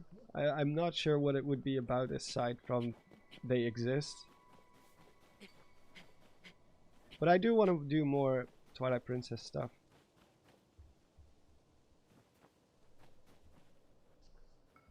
Because I like Twilight Princess. I do have a video planned for the future about the... Let's see. I still have the... I think it's one of the few videos where I already have a thumbnail for it. Normally I do the thumbnail at the end. Based on, you know, if I use 3D artwork, I will do that like obviously at the very end. So let me see if it's still here.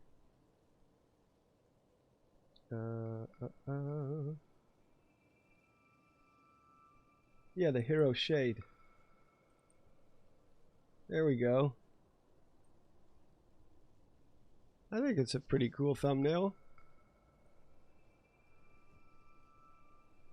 But yeah, it's basically going to be about some of the stuff he did before he presumably died.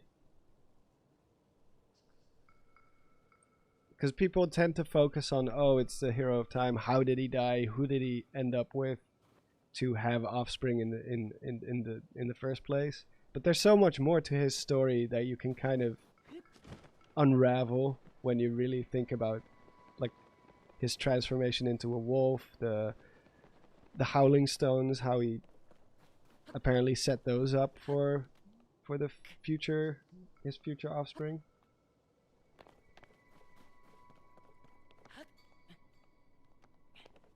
I think there's a lot to explore there.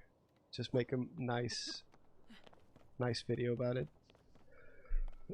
But obviously, Tears of the Kingdom content got a lot of priority. Because I made that thumbnail before the game was out, so...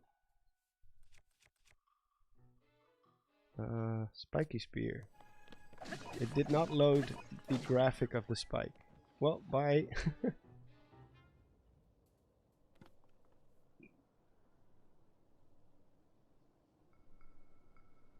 How did Ganondorf have, in Twilight Princess, have the Triforce if he was arrested in a child timeline? Well, that's why it's called the Divine Prank, right? Nobody really knows why he suddenly had the Triforce of power. It's something people have been theorizing about for a while. It's like almost as if the gods are trying to, I don't know, like create equal opportunities or something. Because we know Zelda has the Triforce of Wisdom and Link has the Triforce of Courage. So someone has to have power. Like, Link has it on his hands from the very beginning. Or on his hand, I should say. He has like the Triforce tattoo on his... on the back of his hand. Goddess Troll, yeah. Who knows, man, what... I don't even want to pretend like I know how gods would think. They are so far beyond, like, above us. It's like Lovecraftian stuff right there. Yeah, it's still having the black screen problem. I don't know why. I have no idea why it does that. I guess you really do have to get Tulin's bow first. I remember coming up here and something triggered. Maybe it was just this guy.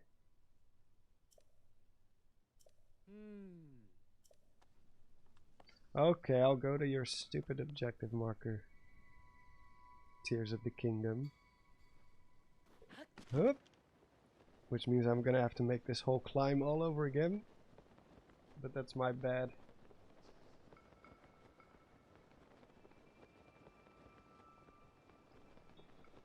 I'm not playing at 480p. I should be streaming in 1080p.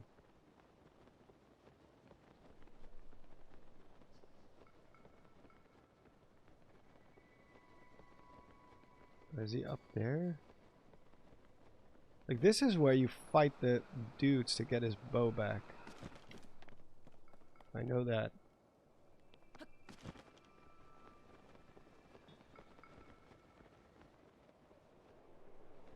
I'll just go to the glowy dot on the map.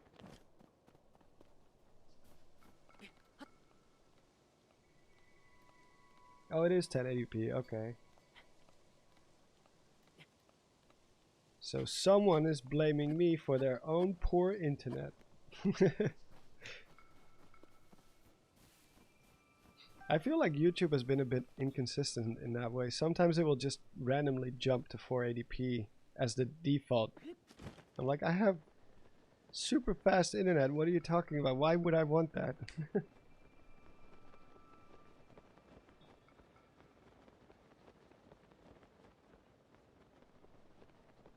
Oh no, did I just totally screw myself? It's way further. Actually, I'm probably gonna call it quits soon.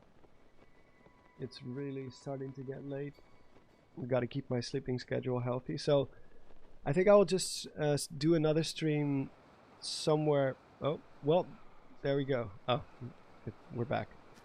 But yeah, I'll just do another stream in the midweek next week, and then another one in the weekend. And in the meantime, I'm just going to continue to write my script, get my thoughts on paper. And then hopefully somewhere at the beginning of February or halfway through February at the latest, I will be able to upload the video.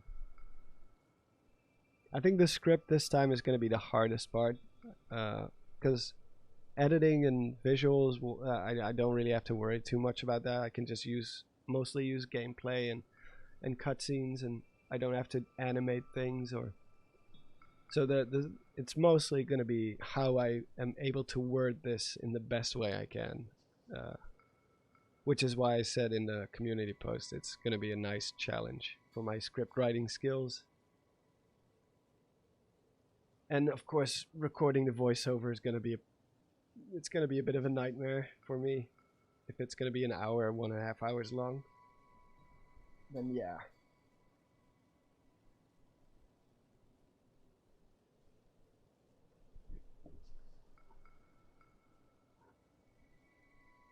No, Tears of the Kingdom did not ruin the franchise. Even if you really, really, really dislike this game and let's say you dislike everything about it, even the gameplay, not just the story, it's still just 1 out of 20 games, and there's gonna be more games after this.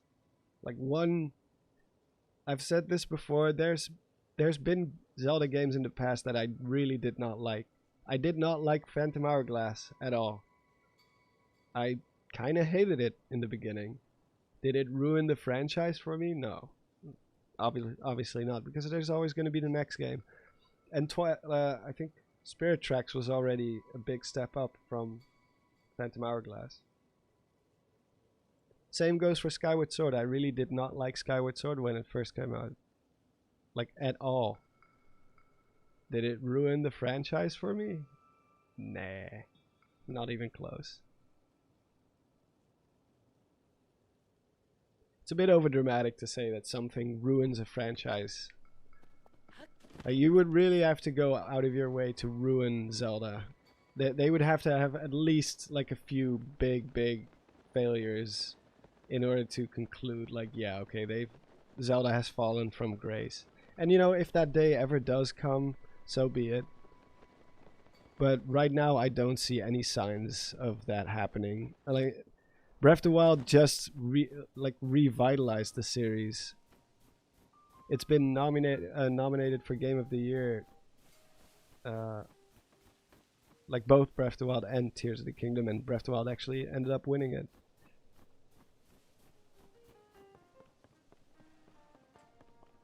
Like, you cannot go to one of the most successful, like the first, I think it's the first game to surpass Ocarina of Time, at least in terms of popularity and sales, and then immediately have an entire franchise ruined because the sequel doesn't really live up to expectations.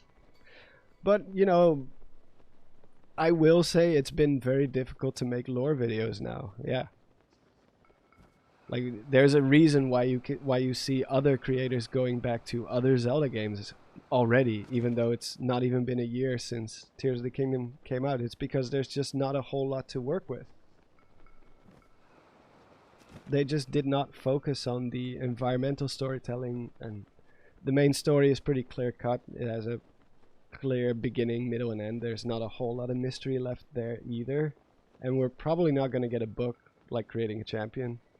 So yeah, it's not going to be as easy to be a Zelda lore YouTuber right now. I'll give you that for sure.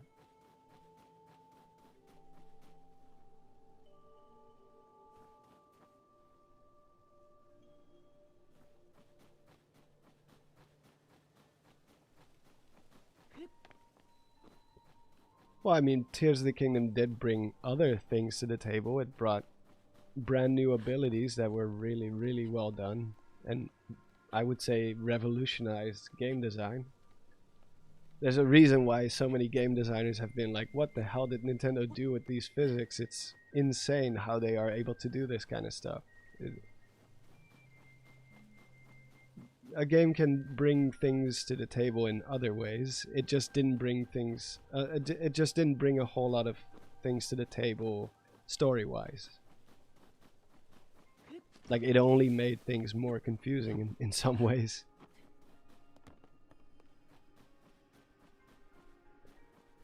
And, you know, its time is coming. I will be covering all that I don't like about it. But it didn't ruin the franchise for me.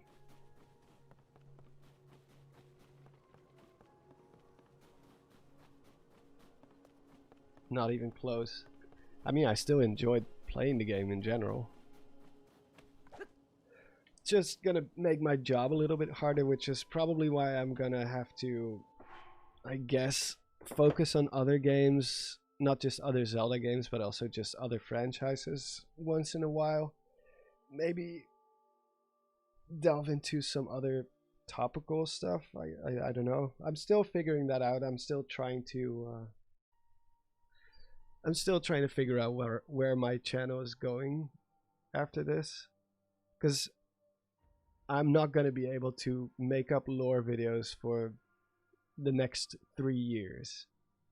Just about this game alone. That's not going to be doable. I can barely do it now, and it's not even been a year. And trust me, I really, really am trying.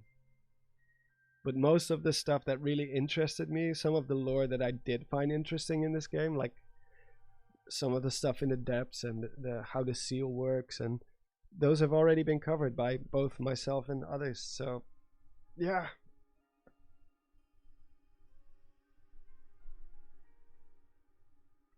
Well, you know, that's fine. This game was not created to satisfy my my Zelda niche little Zelda lore channel. I'll just have to be creative and think about other stuff that I can cover. Which, you know, I'm sure I can. Yeah, Metroid, for example, or some non-Nintendo stuff once in a while would also be fun. We have Elden Ring DLC coming up.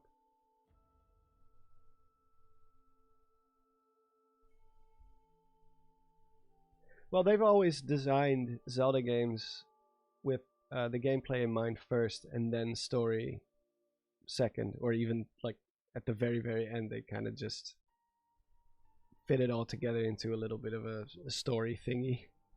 But it worked, at least well enough. I think most Zelda stories are, you know, they're sufficient enough and they work. Some I would argue are even really, really great. Like especially Wind Waker and Twilight Princess had just good stories, good characters. So they can do it. We know they can do it. Even if it's an afterthought, they can still get it done. Because afterthoughts are not always like an excuse. That they cannot always be used as an excuse for, yeah, well, if it's bad, that's just because it's an afterthought. It's like many of the things in my videos are afterthoughts, and sometimes it ends up being the best part of the video. Like my last video where I have that part where the rat is dancing, that was done at the very, very end, where I was like, I need one more joke to tie this whole thing together just to make it a little more fun. And it ended up being the most referenced part of the video in the comment section because it just I guess it hit the right notes. Any possibility you might move on to Genshin Impact? It's similar to Breath of the Wild, cough cough. And there's more content in terms of lore. I might give it a chance. I don't really like gacha games. I think they're a little bit predatory, I guess you could say, but I mean, I could talk to Nintendo Black Crisis. He knows more about the game and about the lore than I do. But some of the stuff he told me about how much money some people spend on that game is insane to me. Like, if I would cover it, I would only cover the stuff that I know is important to the lore. But if you want to be a Genshin YouTuber, I think you have to spend like so much money to just get everything. So you have all the details and all the characters and all the lore. And I'm not willing to do that.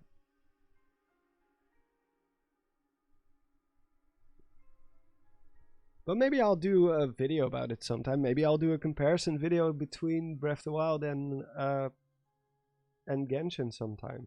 And yes, not Tears of the Kingdom and Genshin, because that's not fair. Because it's the sequel. I just want to cover things that interest me in general. Like, I've always wanted to do a Half-Life video at some point. I've always wanted to do Fallout at some point. At least something. I definitely want to do a video about environmental storytelling in general, not just in Zelda games, but in games like I know Game Maker's Toolkit has done something like that, but I think I can make something that's more my own.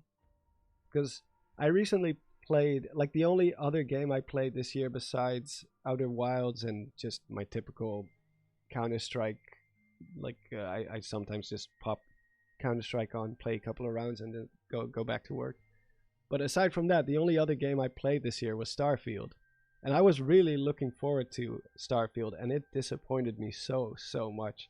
Because it kind of has the same problem as Tears of the Kingdom, except Tears of the Kingdom at least has good gameplay. And like Starfield has neither. It has a horrible story, no environmental storytelling or interesting lore whatsoever. Like everything is just the same buildings copy pasted across all the planets most of the time. Like all the stuff that I love about Bethesda games normally, like all the cool stuff that you can find in the world and stuff, that's just absent from the game. And it doesn't have VATS, so it's not even like, even gameplay wise, it's just a typical generic shooter. So yeah, Starfield was a bust.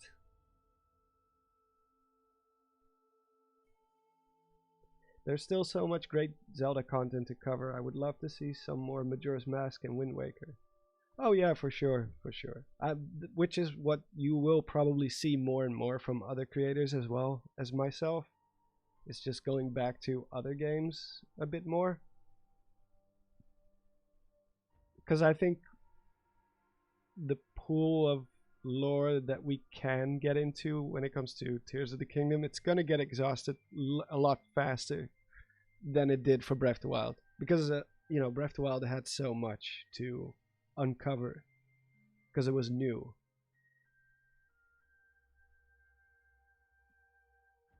And of course we got the book, which also definitely helped to flesh out the world more. And then we had the sequel announcement too, so there was the potential of, oh, what else can we learn, which also incentivized more Breath of the Wild content. Like Breath of the Wild's lore community was so huge, so successful, it literally made channels.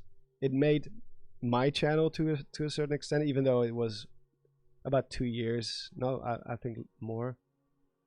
Like 3 or 4 years actually. 3 years after Breath of the Wild, I think. But I mean, it still rode the same wave, just a little bit further at the end. But like Hyrule Gamer, Bandit Games, Nintendo Black Crisis, all those channels did not. They owe so much to Breath of the Wild. Like before that, all you had was Zeltic, and even Zeltic was still a relatively small creator at that time.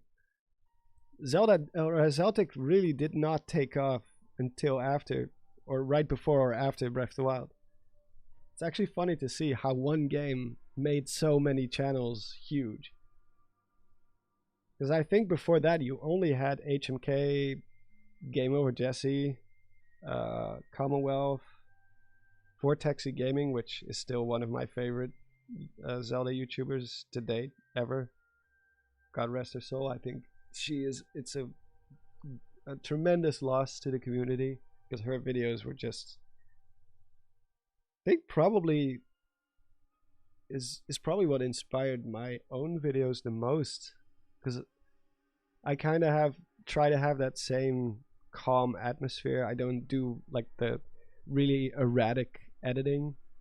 I don't try to be too fast about everything or have flashy visuals. I kind of like that almost archaeological, slow-paced editing and explaining the story, focusing in on very small details that probably don't even matter to the developers, but they matter to us.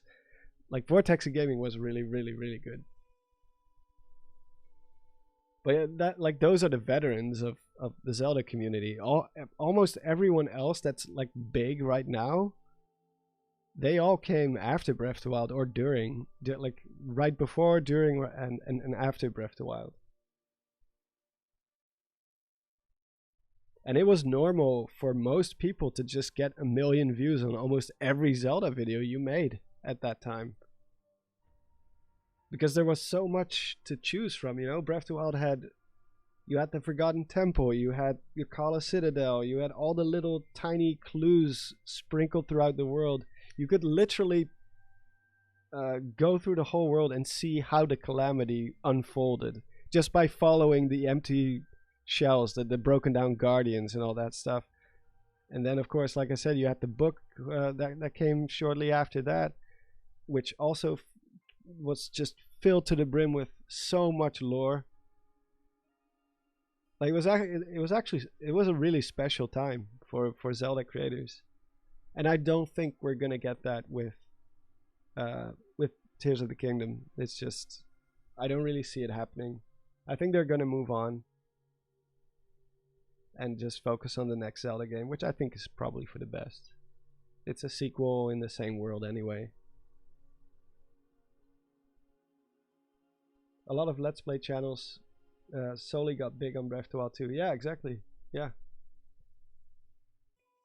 Guys like Point Crow and Croton and really good stuff.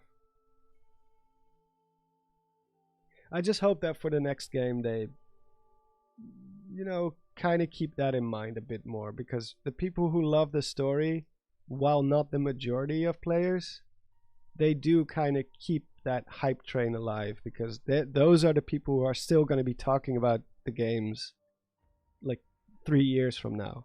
Whereas most of the other 20 million people who played the game and just they're already like they've probably already passed 10 games by now. You know, they went from Breath of the Wild to Baldur's Gate to whatever came after that, and they're just on their way to different things.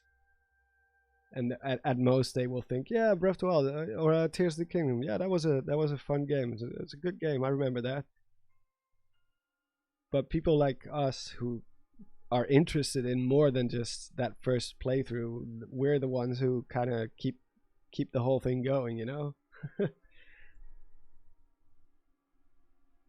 Sometimes a minority, even if it's a minority, it can have a huge impact on the hype or the general atmosphere behind a game.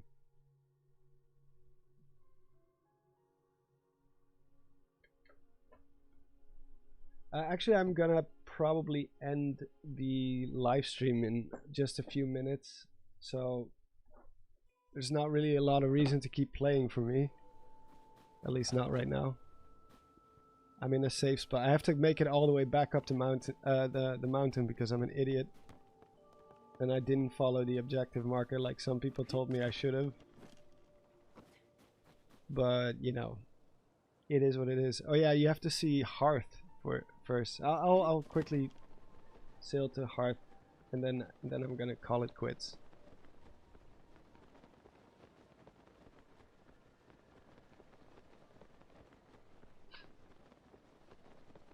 I really want them to wait. I thought I saw something about swordplay. Who said that? Which one was it? Oh yeah, I want them to introduce better swordplay. Yeah, I agree. I agree. It doesn't have to be like Souls level of complicated, but they could do something. The same way they've been innovating with new abilities, they could do something similar with the combat.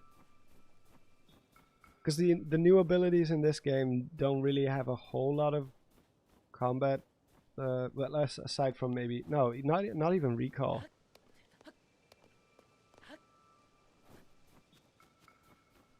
Like it doesn't have that many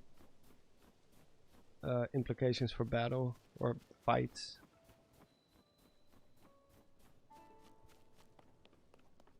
Just stabby and then backflip is not enough. They do have to kind of do something more with it at some point.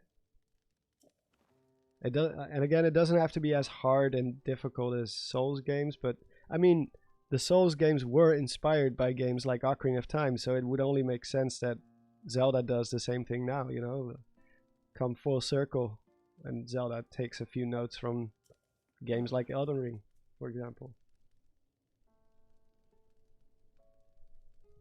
Yeah, dual wielding, just maybe go with a bit more magic, a magic build.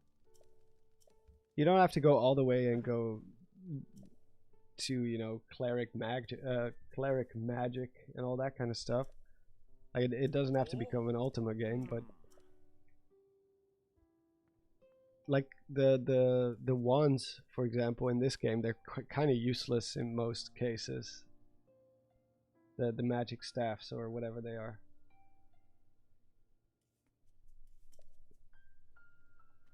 They are very underpowered.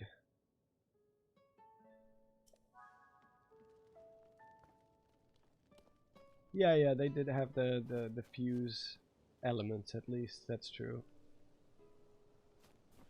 You could experiment a little bit more with your elemental weapons and things like that. I'm gonna steal all your wood. Oh. And your construct horns. Did the objective marker change? No, it did not.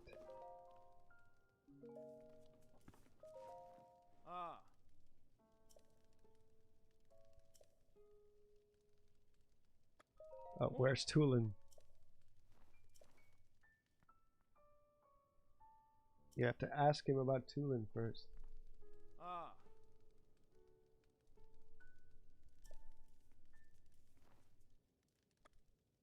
Learn anything? Nah.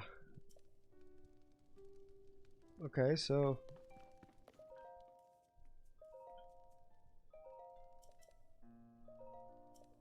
yeah, I'm gonna call it quits.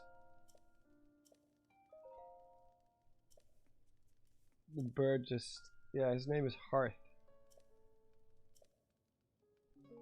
It's a funny name for a bird.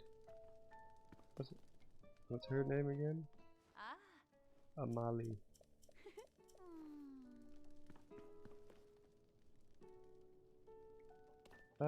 Yeah.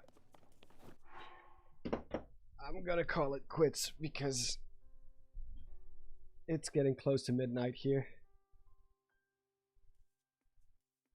Sorry, Periwinkle, I was just about to leave, but there will be more streams. Like next week, I'm gonna try to do 2 streams, one in the midweek and then one more in the weekend, because I kind of want to make up for the fact that I probably won't be uploading any videos until the beginning of February, something like that.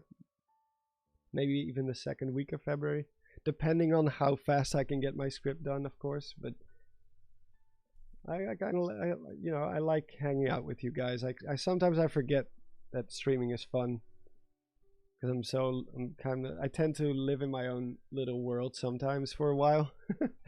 it's just how I work. Will I be streaming tomorrow? No, not tomorrow. Tomorrow I have stuff to do. But I will be streaming on Wednesday or Thursday, one of those two, and then again on Saturday or Sunday next week. Also kind of depending on my schedule. Because we also have to work on other things, of course. Also because the views lately haven't been that amazing, I'm also doing a little bit more animation work on the side just to make ends meet, you know. Sometimes we have to do those things. Oh, thank you. Yeah, the fireworks video was very fun to work on. Didn't get as many views as I thought it would, but you know, it's under 5. Yeah, I think it's under 5 minutes. So YouTube tends to prefer long form videos, unless it's shorts, of course. Shorts have really started to take off on this platform. It's crazy. I've seen shorts with like hundreds of millions of views, and it's just, I don't know, a dog looking cute into the camera. Like, man, the TikTokification of YouTube is becoming real.